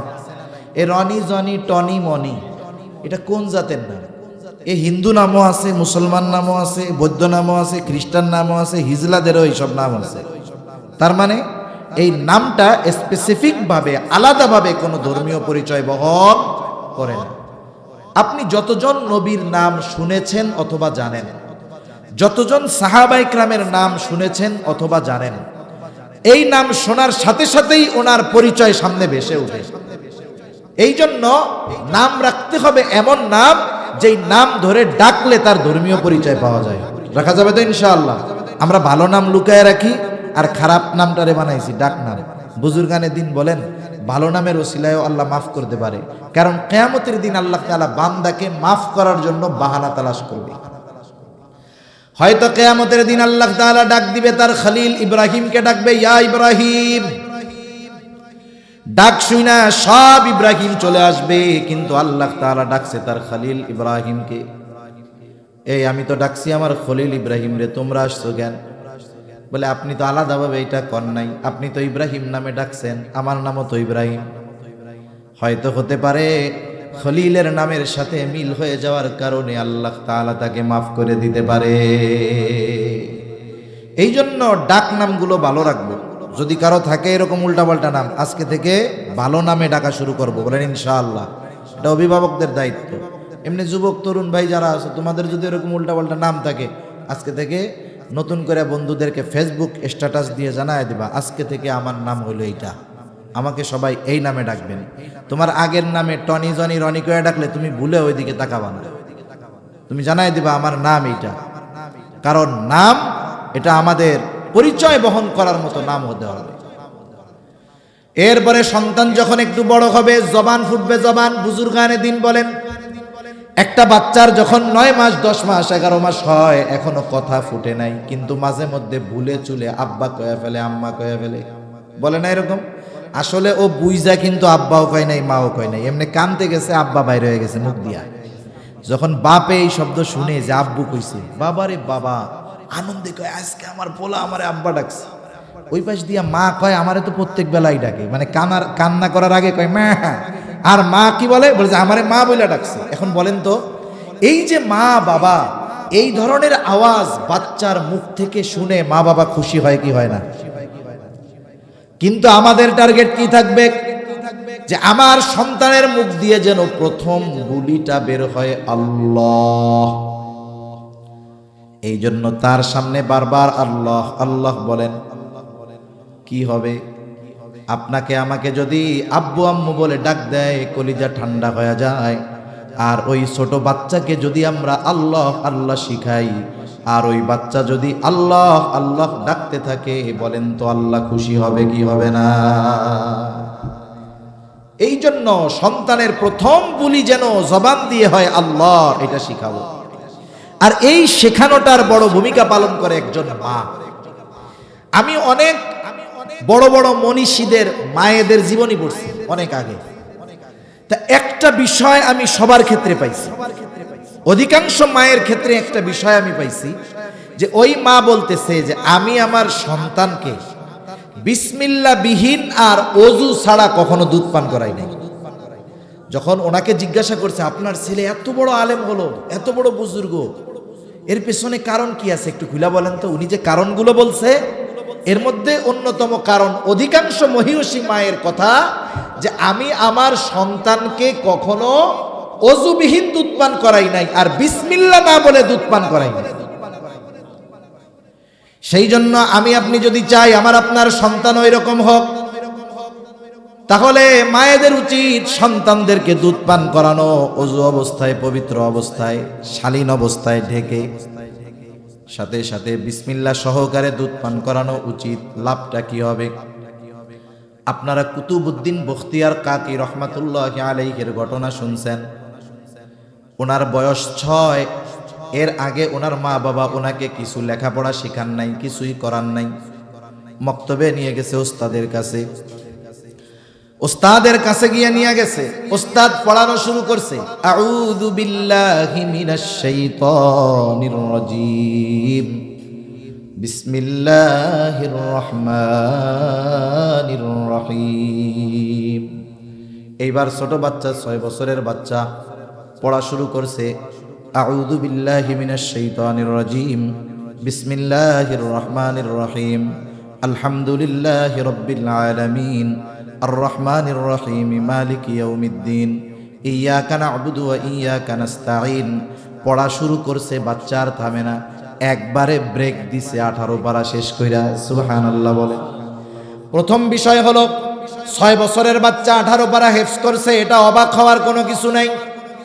এখন আপনি মোবাইলের মধ্যে সার্চ দেন, এই তো মনে হয় কয়েক মাস আগের কথা বা 1 বছর হবে সর্বোচ্চ, একটা বাচ্চা আলজেরিয়ার না কোন জায়গার, মায়ের কোলের মধ্যে বসা, 3-3.5 বছর বয়স। মা যদি বলে আলহামদুলিল্লাহি রাব্বিল আলামিন, সাথে সাথে বাচ্চা কয় আর রহমানির রহিম। মা বলে কোরআনের যেখান থেকেই আমি পড়ি না কেন, তারপর থেকে আমার সন্তান অনর্গল পড়তে পারে। 3-4 বছরের বাচ্চা কোরআনের হাফেজ, আর 6 বছরের বাচ্চা 18 পারার হাফেজ। অবাক হওয়ার কিছু আছে? নাই। এখন যখন ওস্তাদ বলে কি ব্যাপার, পড়াইতে আনছেন আলিফ বাও, দেখি হাফেজ হয়ে গেছে 18 পারায়, কেমনে হইল? এখন মাও চিন্তা করে আমিও তো পড়াই নাই, কোথার থেকে হলো? এবার জিজ্ঞাসা করে ওস্তাদ আপনি কি হাফেজা? মা জবাব দেয় আমি পরিপূর্ণ হিফজ করতে পারি নাই, 18 পারা হিফজ করেছি। বাচ্চারে মুখস্থ করাইছেন নাকি? বলে আমি তো করাই নাই। কি করছেন? বলে সন্তান যখন আমার পেটে ছিল, আমি যে কত হাজার বার এই 18 পারা খতম করেছি, এর শেষ নাই। আবার যখন সন্তান ভূমিষ্ঠ হয়েছে, আমি যখন পবিত্র, আমি সন্তানকে দুধ পান করাইতে করাইতে এই 18 পারা কত শতবার যে পড়েছি তার হিসাব নাই। সন্তানকে ঘুম পাড়াইতে গেছি, আমি তিলাওয়াত করতে থাকছি। তার মানে আমার সন্তানের 6 বছরে হাজার হাজার বার আমার জবান দিয়ে সে এই 18 পারার তিলাওয়াত শুনেছে। এই জামানার একটা 3 বছরের সন্তান যদি হাফেজ হয়ে যাইতে পারে, কুতুবউদ্দিন বখতিয়ার কাকির মা কেমন মা, ওই মায়ের সন্তান 18 পারার হাফেজ হবে, এটা কোনো ব্যাপারই না, ঠিক কিনা গণ? এই জন্য অনেক মা সন্তানদেরকে দুধ পান করানোর সময় বলে কাট্টিমা টিম টিম, তারা মাঠে পাড়ে ডিম, তাদের খাড়া 2টা শিং, তারা কাট্টিমা টিম টিম, এরকম কবিতা কয় না? ওই দেখা যায় তাল গাছ, ওই আমাদের গা, ওইখানেতে বাস করে কানা বগির সা, আব্বা খাও খাও। এখন বলেন তো, ওই মা যদি এইগুলা বাদ দিয়ে কোরআন তিলাওয়াত করে, সে যতটুকুই পারে, ওই বাচ্চা শুনবে কি শুনবে না? আমি আমার অভিজ্ঞতা আপনাদের সাথে শোনাই।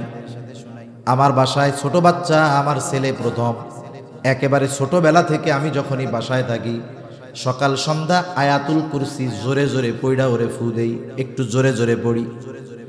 ওর যখন একটু একটু বুলি ফুটছে, এখনো দুধ ছাড়ে নাই, একটু একটু বুলি ফুটছে, আমি হঠাৎ একদিন খেয়াল করি একা একা শুয়ে শুয়ে সে পড়তেছে ওয়াসিয়া কুরসিয়ুস সামাওয়াতি ওয়াল আরদ। ছোট বাচ্চার ভাষায়। আমি তো ওরে কোনোদিন মুখস্থ করাই নাই, কিন্তু যখন ওর সামনে আমি পড়েছি, ওইগুলা ওর জেহেন তো একেবারে ফাঁকা, মেমোরি ফাঁকা, ওইগুলা ও খেয়াল দিয়ে শুনে শুনে মুখস্থ করে ফেলছে। এই জন্য ছোট বাচ্চারা যখন বাচ্চা থাকবে, দুধ পান করানো অবস্থায় মায়েদের উচিত সন্তানদেরকে সূরা শোনায়া শোনায়া দুধ পান করানো।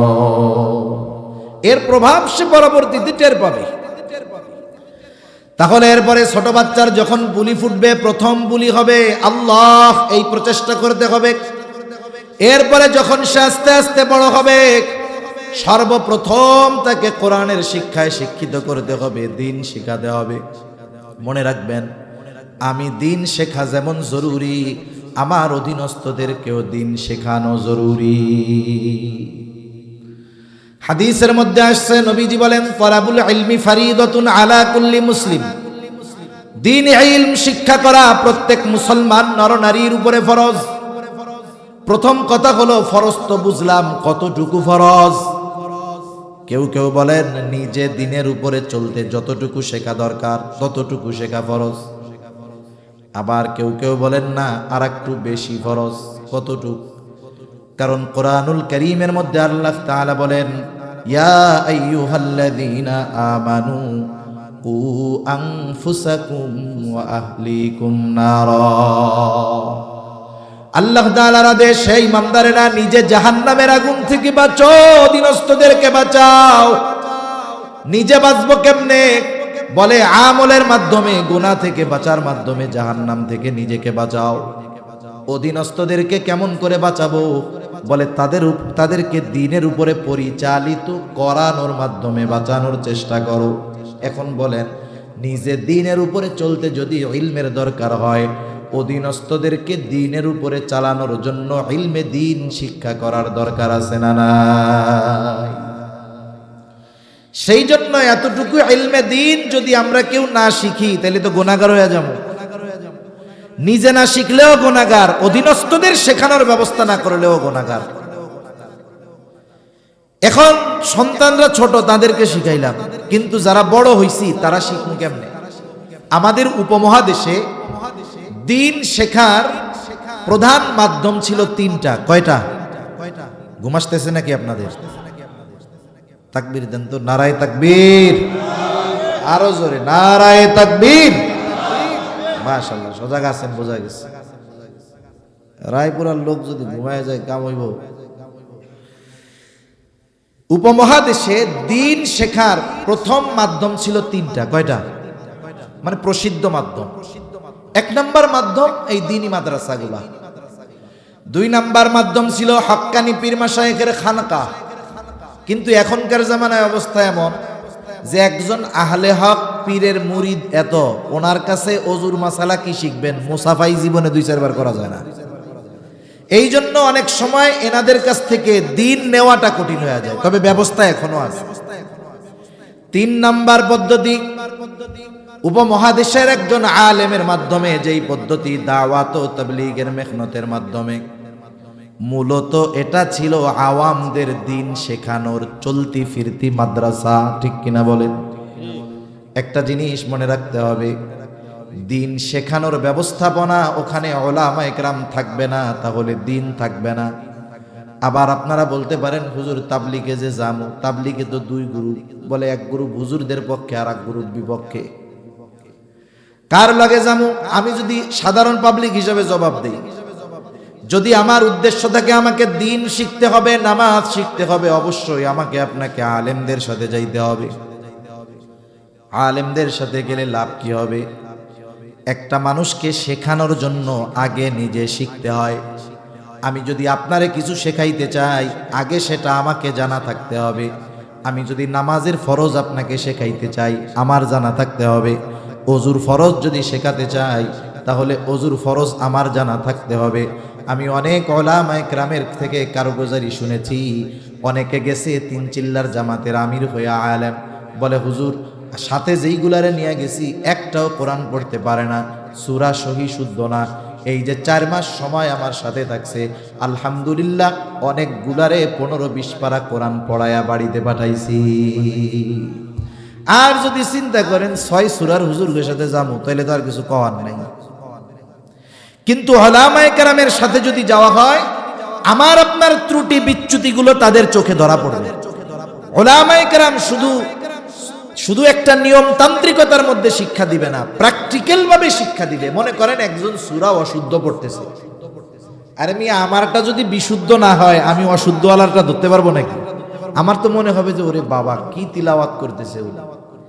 এজন্য তাবলীগের সময়টা উলামাদের সাথে দিলে এই লাভ। অনেক কারগুজারি আমি আপনাদের শোনাতে পারবো। একটা কই, ছাত্র জামানায় বাড়িতে গেলে আমরা 3 দিনের জামাতে যেতাম। আমার দাদা ওই জায়গার কয়েকটা মসজিদে দীর্ঘদিন ইমামতি করছে, সেই সুবাদে ওনার মুসল্লিরা এখন মুরব্বী, আমার দাদার সময়ের, ওনারাও আমারে মহব্বত করে। বাড়িতে গেলে ওনাদের প্রস্তুতি থাকতো যে হাফেজ সাহেব আসলে আমরা একসাথে তাবলিগে যাব। 70-80 জন 90 জন হয়ে যাইতো এক একটা জামাত। আমরা মাদ্রাসার থেকে যারা যাইতাম আমাদের টার্গেট থাকতো এই 3 দিনে ওনাদের আমলে যে ত্রুটি বিচ্যুতিগুলো আছে সবগুলো আমরা মোটামুটি ঠিক করব। এই জন্য কড়া নজর রাখতাম ওনাদের উপরে, কে কি করতেছে। এক মুরব্বী, দাদার বয়সী দাদা, উনি যাইতেছে পায়খানা করতে, আমি টিউবওয়েলের পাশে ওযু করতেছি, জিজ্ঞাসা করতেছি দাদা কই যান? কই যায়? 2 নাম্বার। প্রস্রাব ধরলে কয় নাম্বার? আর ওইটা ধরলে কয় নাম্বার? কি জন্য? বলে ওই জায়গায় এক কাজ করা যায় না, কাজ 2টাই করা লাগে। রায়পুরার সবচাইতে বড় বীর মুজাহিদ যে, তারে যদি বলি পায়খানা করতে গিয়ে শুধু পায়খানা করবা, প্রস্রাব করতে পারবা না, 5 লাখ পর্যন্ত দিতে পারবো, এর বেশি নাই। আসেননি কেউ? চ্যালেঞ্জ নিবেন। ওই জায়গায় কাজ কয়টা? এই জন্য নাম্বার কয়টা? 2টা। গ্রাম অঞ্চলে ঢিলা নিয়ে যাইতো, টিস্যু তো তখন ওরকম হয় নাই। আমি কই হাতে কি? কই ঢিলা। কয়টা দেখাইছে? 3টা। তা আমি আবার জিজ্ঞাসা করতেছি কয় কাম করেন যাই ওইখানে? এখানে 2টা করি, প্রস্রাব পায়খানা। তা যখন প্রস্রাব করেন ঢিলা গুলুক নেওয়া লাগে? হওয়া লাগে, নাইলে প্রস্রাব জ্বরে। প্রস্রাব কইরা একটু নড়াচড়া দিয়ে ঢিলা কুলুক নিলে প্রস্রাবের নালী থেকে প্রস্রাব বের হয়, নাইলে প্রস্রাব আসে। তা আমি বললাম পায়খানায় ঢিলা 3টা কেন? পায়খানায় গিয়ে প্রস্রাব কি করেন না? আর প্রস্রাব করলে কি ওই প্রস্রাব জ্বরে না? এইবার আমার মুরব্বির হুঁশ চলে আসছে। আমি বললাম প্রস্রাব পায়খানা করতে গিয়া কি আপনার প্রস্রাবের রাস্তায় ঢিলা নেওয়া লাগে না? ওই সময় কি প্রস্রাব জ্বরে না? আবার প্রস্রাব যদি ধরে তাইলে তো কাপড়ে নাপাকি লেগে গেল, কাপড়ে নাপাকি লাগলে তো নামাজ হবে না। এইবার বেচারার চেহারাটা শুকায় গেছে। এখন আমি আর কি বলবো? আমি তারে একটু পদ্ধতি শিখাইয়া দিলাম যে এই ঢিলা 3টা ব্যবহার করবেন বাথরুম করার পরে। এরপরে যেহেতু বাথরুমের মধ্যে দাঁড়ানোর ব্যবস্থা আছে, প্রস্রাব যতটুকু ঝরানো সম্ভব, এরপরে ঢিলাটা প্রস্রাবের রাস্তায় ব্যবহার কইরা, টিস্যুটা ব্যবহার কইরা 2-4 বার ওঠবোস করবেন। আশা করা যায় প্রস্রাবের রাস্তার প্রস্রাবও ক্লিয়ার হয়ে যাবে। তাইলে এতকাল যেই লোক শুধু প্রস্রাব করলে ঢিলা কুলুক নেওয়া লাগতো, পায়খানার সাথে প্রস্রাব করলে তাহলে সেই প্রস্রাব নালিতে থাকবে না। তাহলে যদি মুত এইসব ইসে লাইগা থাকে তাহলে তার পোশাক পবিত্র আছে না অপবিত্র? পোশাক যদি অপবিত্র হয়, নামাজের একেবারে শুরুর কথা শরীর পাক, এর পরপরই কি পাক? কাপড় পাক, বাহিরের যে ফরজগুলা। আর প্রস্রাবের একটা ফোঁটা যদি কোনো কাপড়ের উপরে পড়ে, ওই কাপড় দ্বারা নামাজ না হওয়ার জন্য যতটুকু নাপাক হওয়া দরকার, 1 ফোঁটা প্রস্রাবে ওর 3 গুণের বেশি হয়ে যায়, ছড়ায়া যায়। তা আমি উনারে বুঝতে পারছে কথা যে কাম তো সারা হয়ে গেছে, এতকালের নামাজ তাইলে কি হইল? যাক, আমি ওনারে বুস্টুস দিয়া আমি এখন বাঁচার চিন্তা করতেছি। এখন বলেন তো, আমি আলেম বা আমাদের সাথে আলেম ছিল এই জন্য নয়, এই যে তার ভুলটা ধরায় দিল, নজরে পড়লো কেন? বলে একজন আলেম তার জানা থাকার কারণে, ঠিক কিনা বলেন? এজন্য আলেমদের সোহবতে সাথে গেলে গেলাম, কথা লম্বা হয়ে যাইতেছে। দিন ইলম শিক্ষা করা ফরজ কতটুকু? বলে নিজে দিনের উপরে চলতে, অধীনস্থদেরকে চালাতে যতটুকু দিন শেখার দরকার এতটুকু শেখানো ফরজ। এখন বাড়িতে এইটুকু সন্তানকে আমি শেখাতে পারি না, আমরা শেখাতে পারি না বিধায়ী তো এই ধরনের মাদ্রাসা। একটা সময় কিন্তু মক্তবের থেকে জরুরতে দিন শেখা যাইতো। সকালবেলায় যে মক্তব হইতো, আছে আপনাদের এখানে? সকালের যেই মক্তব হইতো, এখন অনেক জায়গায় নাই। এই মক্তবে আমরা মোটামুটি দিনের উপরে চলার জন্য যা দরকার সব শিখতে পারতাম। কিন্তু এক সময় মক্তবের উপরে আঘাত আসছে। কেমনে? উপমহাদেশে খ্রিস্টান মিশনারিদের যে মিশন, এই মিশনের মধ্যে অন্যতম মিশন হলো মুসলিমদেরকে ধর্মান্তরিত করে তাদের ধর্মে দীক্ষিত করা। তারা তাদের ইনভেস্ট অনুযায়ী মুসলমানদের উপরে প্রভাব বিস্তার করতে পারে নাই। ব্যাপক গবেষণার পরে ফলাফল কি হয়েছে? বলে মুসলমানেরা তাদের দিন শুরু করে কোরআনুল কারীম দিয়া। ছোটবেলায় আমাদের নামাজ যখন ফরজ হয় নাই তখনই পিটাইয়া মক্তবে পাঠাইতো আমাদের। নামাজ ফরজ হয় নাই, কিন্তু মক্তবে যাওয়াই লাগতো। এখন এক সময় ওরা চিন্তা করলো, এই যে মক্তব, এইটারে যদি বন্ধ করা যায় তাইলে মুসলমানদেরকে সাইজ করা যাবে। এখন কেমনে করা যায়? তারা এক নতুন শিক্ষা কারিকুলাম আনছে, কেজি স্কুল, কিন্ডারগার্টেন। ক্লাস শুরু হয়ে গিয়ে সকাল 6টায়। আর কেজি স্কুল যখন বাংলাদেশে আসছে, এই কেজি স্কুলগুলো খ্রিস্টান মিশনারি এই এনজিও গুলোর মাধ্যমেই পরিচালিত হইত। এরপরে আস্তে আস্তে আরো ব্যাপক আকার ধারণ করেছে। মুসলমানের সন্তানদেরকে মসজিদে মক্তব বাদ দিয়া কিন্ডারগার্টেনে পাঠানো শুরু হয়ে গেছে। জাতির কর্ণধার উলামায়ে কেরাম চিন্তা করলেন, এভাবে যদি মক্তবগুলো শূন্য হয়ে যায়, এক সময় মুসলমানিত্ব শূন্য হয়ে যাবে। কি করা যায়? পদ্ধতি বাইর করলেন। কারি বেলায়েত সাহেব রহমাতুল্লাহি আলাইহি পদ্ধতি বাইর করে নাম দিলেন নুরানি পদ্ধতি। নাম যেমন নুরানি, কাজটাও তেমন নুরানি।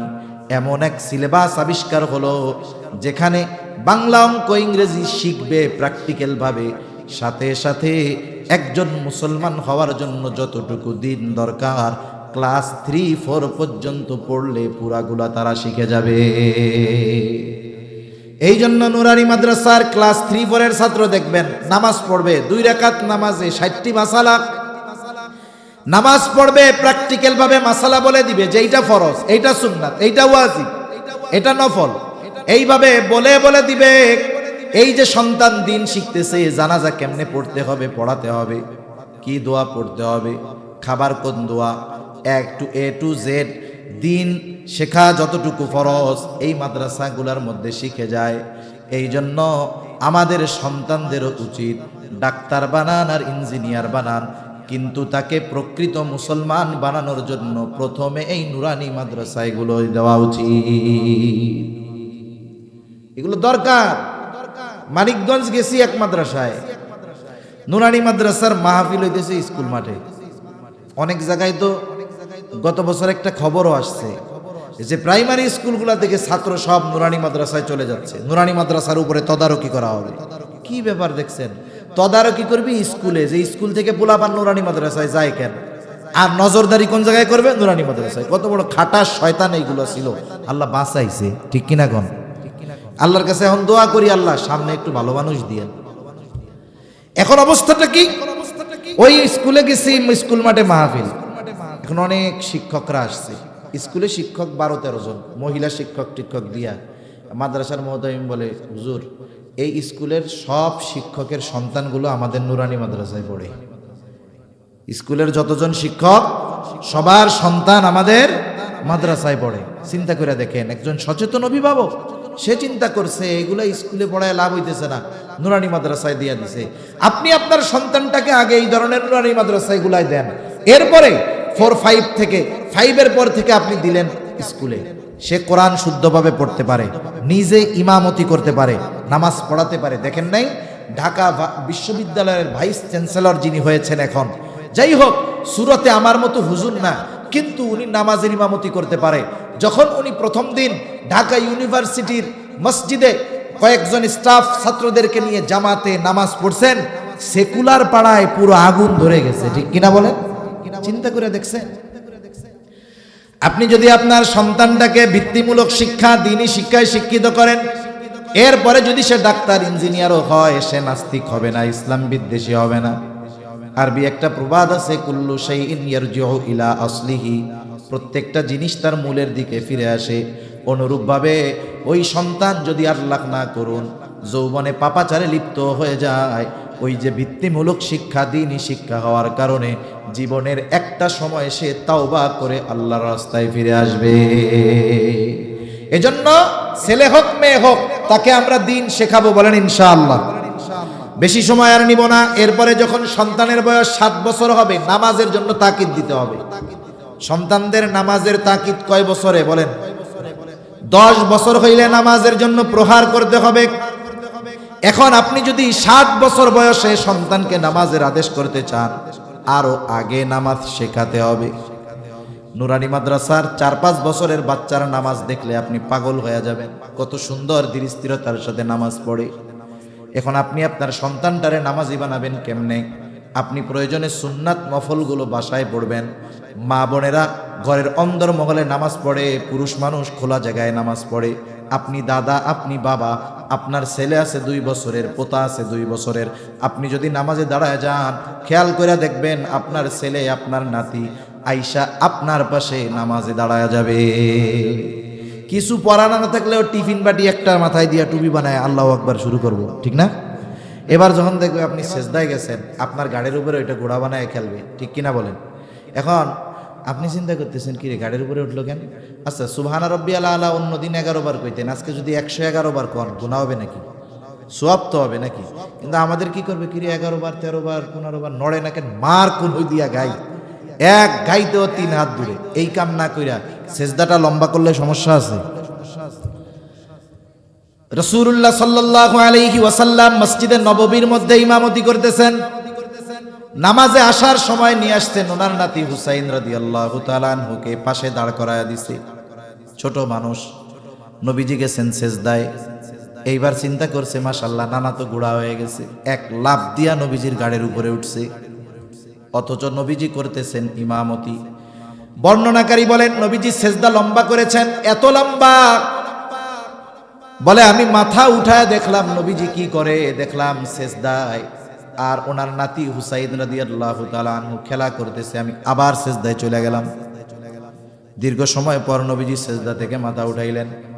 নামাজ শেষ হলো, নবীজি ঘুরে বসলেন। উনি আর কিছু কয় না। আমাদের দেশে হইলে কি করতো, চিন্তা করতো, ফেসবুকের খবরে দেখি অমুক হুজুর, অমুক মুসল্লি, অমুক কাজী সাহেব সেজদায় ইন্তেকাল করছে, তাইলে মাশাআল্লাহ আমাদের ইমামও এই ফজিলত অর্জন করছে। মাথা উঠায় যদি দেখতো যে ইমাম সাহেবের পোলা গাড়ির উপরে ঘোড়া বানায় খেলতেছে আর ইমাম সাহেব সেজদা দেরি করছে, পিছন থেকে কইতো, হুজুর বাগেন, বাকি নামাজ আমরাই পড়ালো মনে, ঠিক কিনা বলেন? সাহাবায়ে কেরাম চিন্তা করে, সিজদা দেরি হইল কেন? নবীজি যদি ওহী নাজিল হইতো তাইলে তো সাথে সাথে তিলাওয়াত করে শোনায় দিত। একজন প্রশ্ন করে, ইয়া রাসূলুল্লাহ, ওই রাকাতের ওই সেজদাটা বিলম্ব করলেন কারণ কি, কোনো ওহী নাজিল হয়েছে নাকি?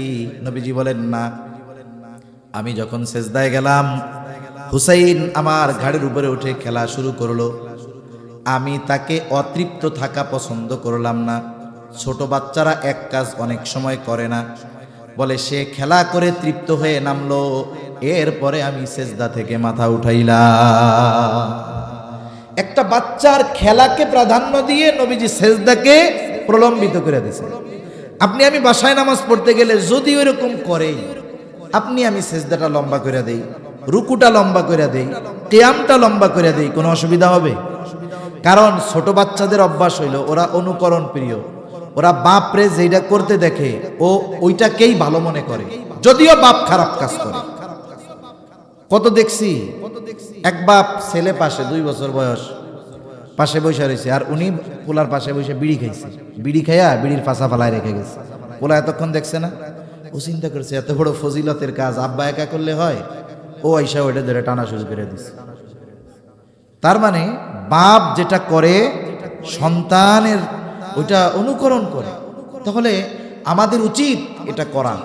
মাঝে মধ্যে 5-6 বছর বয়স মসজিদে আনায় অভ্যস্ত হন, এমনি একটু দৌড়াদৌড়ি করতে পারে বাচ্চারা।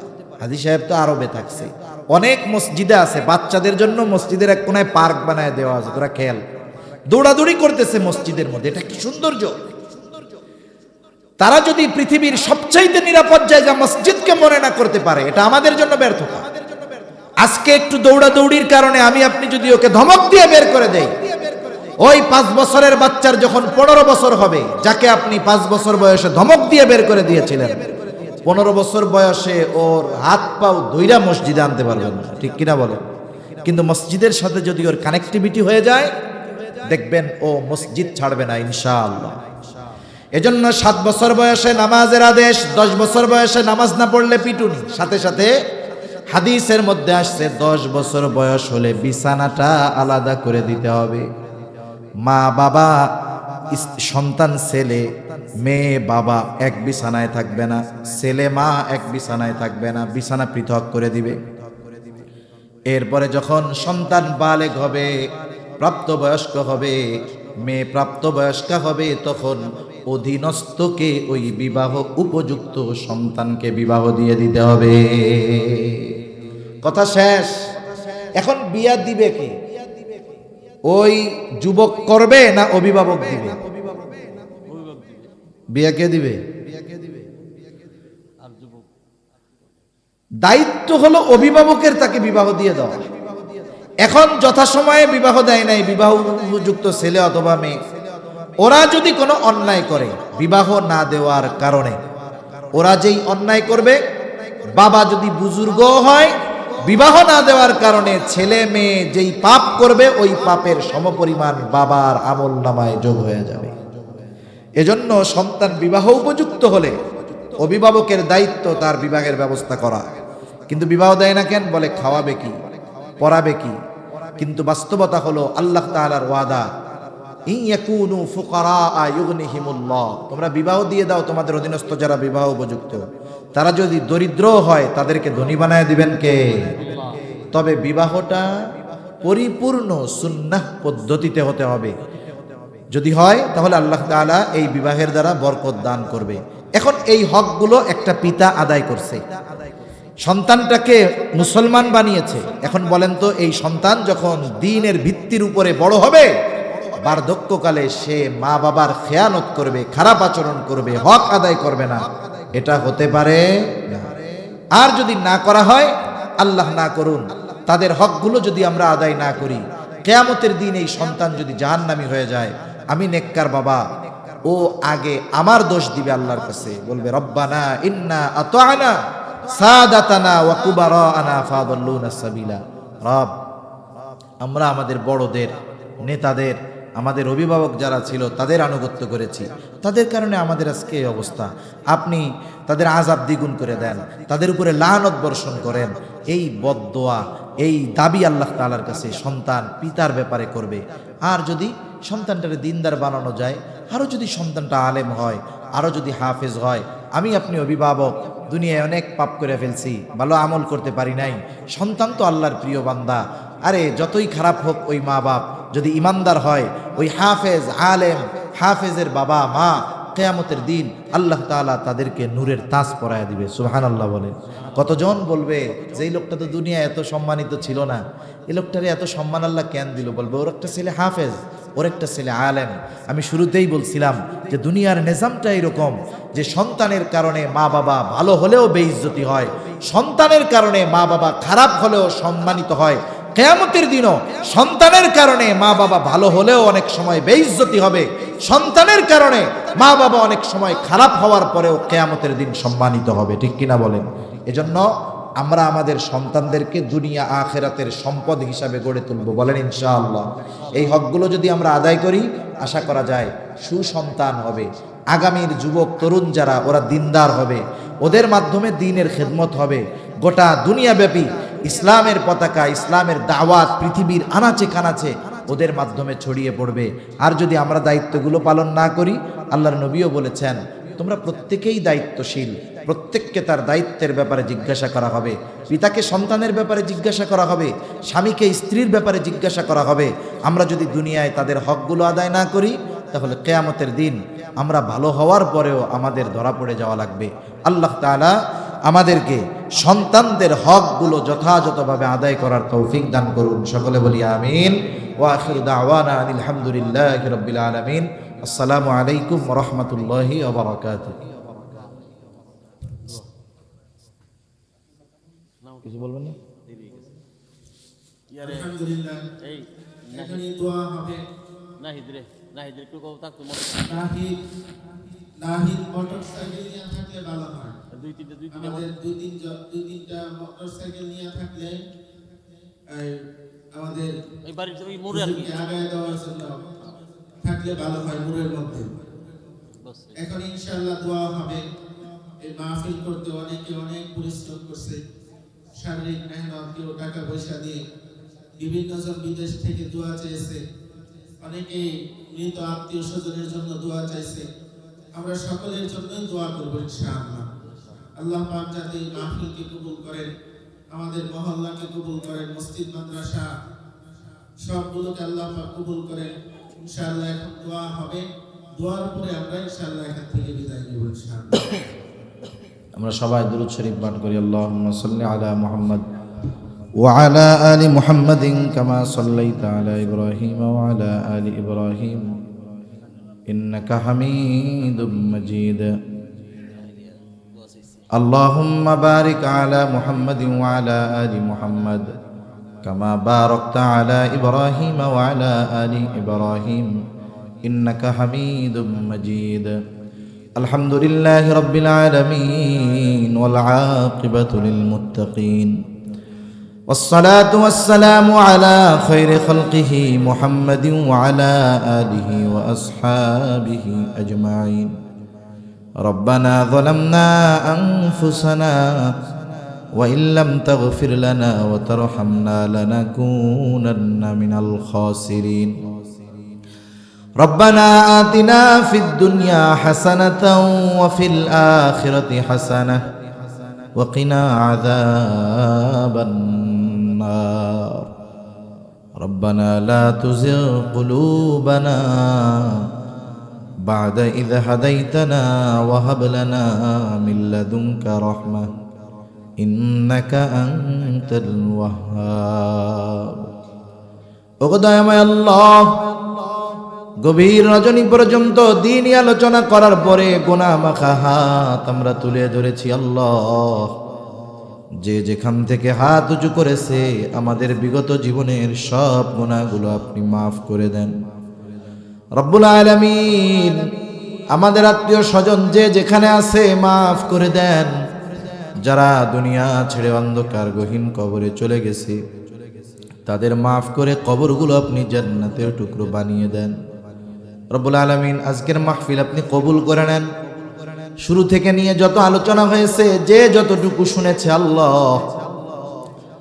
সকলকে আমলের কথাগুলো আমল করার তৌফিক দেন প্রয়োজনীয় কথাগুলো স্মরণ রাখার তৌফিক আল্লাহ আপনি দিয়ে দেন আল্লাহ যে মাদ্রাসা মসজিদের উদ্যোগে মাহফিল কবুল আর মঞ্জুর করে নেন আয় আল্লাহ যারা অর্থ দিয়ে শ্রম দিয়ে সময় দিয়ে সৎ পরামর্শ দিয়ে দেশ ও প্রবাস হতে এই প্রতিষ্ঠানের জন্য সহযোগিতা করে আল্লাহ মাহফিল কামিয়াবির জন্য সহযোগিতা করে আল্লাহ সকলের সকল প্রকার সাহায্য সহযোগিতা আপনি কবুল আর মঞ্জুর করে নেন রব্বুল আলামিন যে যে আশায় সহযোগিতা করে আল্লাহ সকলের মনের নেক চাওয়া নেক আশা আপনি কবুল আর মঞ্জুর করেন মাদ্রাসা কবুল করেন মসজিদ কবুল করেন আল্লাহ আয় আল্লাহ এলাকাবাসীকে কবুল করে নেন আয় আল্লাহ ইমাম মুয়াজ্জিন যারা আছে কবুল করে নেন পরিচালনার দায়িত্বে যারা আছে কবুল করে নেন আল্লাহ রব্বুল আলামিন আমাদের হাজী সাহেব অনেক পরিশ্রম করে আল্লাহ আয় আল্লাহ ওনার এই দ্বীনের জন্য খেদমতগুলো আপনি কবুল আর মঞ্জুর করে নেন আয় আল্লাহ আমাদের প্রত্যেকের অন্তর মসজিদের সাথে সম্পৃক্ত করে দেন রব্বুল আলামিন আমাদের মধ্যে যারা অসুস্থ আছে সুস্থতা দান করেন আল্লাহ এক ভাই আহলিয়ার জন্য দোয়া চেয়েছে আল্লাহ সুস্থতা দান করেন আল্লাহ আমাদের হাজী সাহেব অসুস্থ আল্লাহ সুস্থতা দান করেন রব্বুল আলামিন খাস করে আমাদের আত্মীয় স্বজন যারা অসুস্থ আছে তাদেরকেও সুস্থতা দিয়ে দেন রব্বুল আলামিন খাস করে তামাম দুনিয়ার মুসলমানদের জানমাল আপনি হেফাজত করেন আল্লাহ খাস করে ফিলিস্তিনের মজলুম মুসলমানদের জন্য আপনি সাহায্যকারী হয়ে যান আয় আল্লাহ জালেমগুলোকে আপনি হিদায়াত দেন হিদায়াত যদি না থাকে আল্লাহ তাদের ব্যাপারে আপনি চূড়ান্ত ফয়সালা নেন তামাম দুনিয়ার মুসলমানদের এক হওয়ার তৌফিক দেন আল্লাহ রব্বুল আলামিন খাস করে আল্লাহ আমাদের গোটা হায়াত উলামায়ে কেরামের তত্ত্বাবধানে অতিবাহিত করার তৌফিক আল্লাহ আপনি দিয়ে দেন রব্বুল আলামিন আগামী 31 জানুয়ারি 1-2 ফেব্রুয়ারি আয় আল্লাহ উলামায়ে কেরামের তত্ত্বাবধানে যে ইজতেমা আল্লাহ আপনি কামিয়াব করেন সফল করেন রব্বুল আলামিন যেই সমস্ত ভাইরা না বুঝে শয়তানের ধোকায় উলামায়ে কেরামের প্রতি বিদ্বেষ অন্তরে লালন করে আল্লাহ আমার ওই কলিজার ভাইদেরকে আপনি সহি বুঝ দান করেন আল্লাহ রব্বুল আলামিন খাস করে আমরা যারা হাত উঁচু করেছি আমাদের মধ্যে হয়তো অনেকের মা বাবা দুনিয়া ছেড়ে অন্ধকার গহীন কবরে চলে গেছে আল্লাহ গুনার কারণে যদি কারো মা বাবার কবরে আযাব হয় কবরের আযাব আল্লাহ আপনি মাফ করে দেন কবরগুলো জান্নাতের টুকরো বানিয়ে দেন কিয়ামতের দিন হিসাব সহজ করে জান্নাতের ব্যবস্থা আপনি করে দিয়েন যাদের মা বাবা বেঁচে আছে সুস্থ দীর্ঘ অনেক হায়াত দান করেন আয় আল্লাহ যাদের সন্তান অবাধ্য আছে সন্তানগুলাকে বাধ্য করে দেন আয় আল্লাহ আমাদের স্ত্রী সন্তান আমাদের জন্য চক্ষু শীতলকারী হিসাবে কবুল করে নেন আল্লাহ। আয় আল্লাহ, আমাদের সন্তানের হক যথাযথভাবে আদায় করার তৌফিক দেন। আয় আল্লাহ, গুনাহমুক্ত জিন্দেগি গঠন করার তৌফিক আল্লাহ আপনি দান করেন। বেনামাজিদের নামাজি বানিয়ে দেন, সুন্নাতবিহীন মানুষগুলোকে সুন্নাতওয়ালা বানিয়ে দেন। আয় আল্লাহ, যারা অভাবে আছে অভাব দূর করেন, ঋণগ্রস্তের ঋণ পরিশোধ করার তৌফিক দেন, হারাম হালাল বেঁচে চলার তৌফিক দেন, হালাল রুজি অন্বেষণের তৌফিক আল্লাহ আপনি দিয়ে দেন। রব্বুল আলামিন আমাদেরকে বরকতময় প্রশস্ত রিজিক দান করেন আল্লাহ। আয় আল্লাহ, আমাদের অন্তর আপনার এবং আপনার হাবিবের মুহাব্বত দিয়ে ভরপুর করে দেন। আয় আল্লাহ, তরুণ যুবক যারা আছে আগামীর জন্য, দিনের জন্য কবুল করে নেন। আয় আল্লাহ, আমাদের সকলকে সকল প্রকার পাপাচার অনাচার থেকে বেঁচে থাকার তৌফিক ও হিম্মত আল্লাহ আপনি দিয়ে দেন। রব্বুল আলামিন আমাদের সকলকে বারবার মক্কা মদিনা জিয়ারত করার তৌফিক দেন। আয় আল্লাহ, আয় আল্লাহ, যারা একবার গেছে বারবার যাওয়ার তৌফিক দেন। আল্লাহ, আমাদের দেশের উপরে আপনি খাস রহমত নাজিল করেন।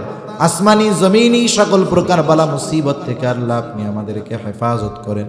আয় আল্লাহ, আমাদেরকে একজন নেককার দিনদার শাসকের ব্যবস্থা করে দেন রব্বুল আলামিন।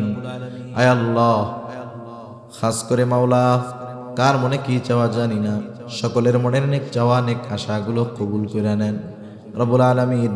আমাদের নসল আপনি হেফাজত করেন, আমাদের নসল থেকে আগামী প্রজন্মকে আল্লাহ আপনি দ্বীনের খাদেম, দ্বীন বিজয়ী হিসাবে কবুল করে নেন রব্বুল আলামিন।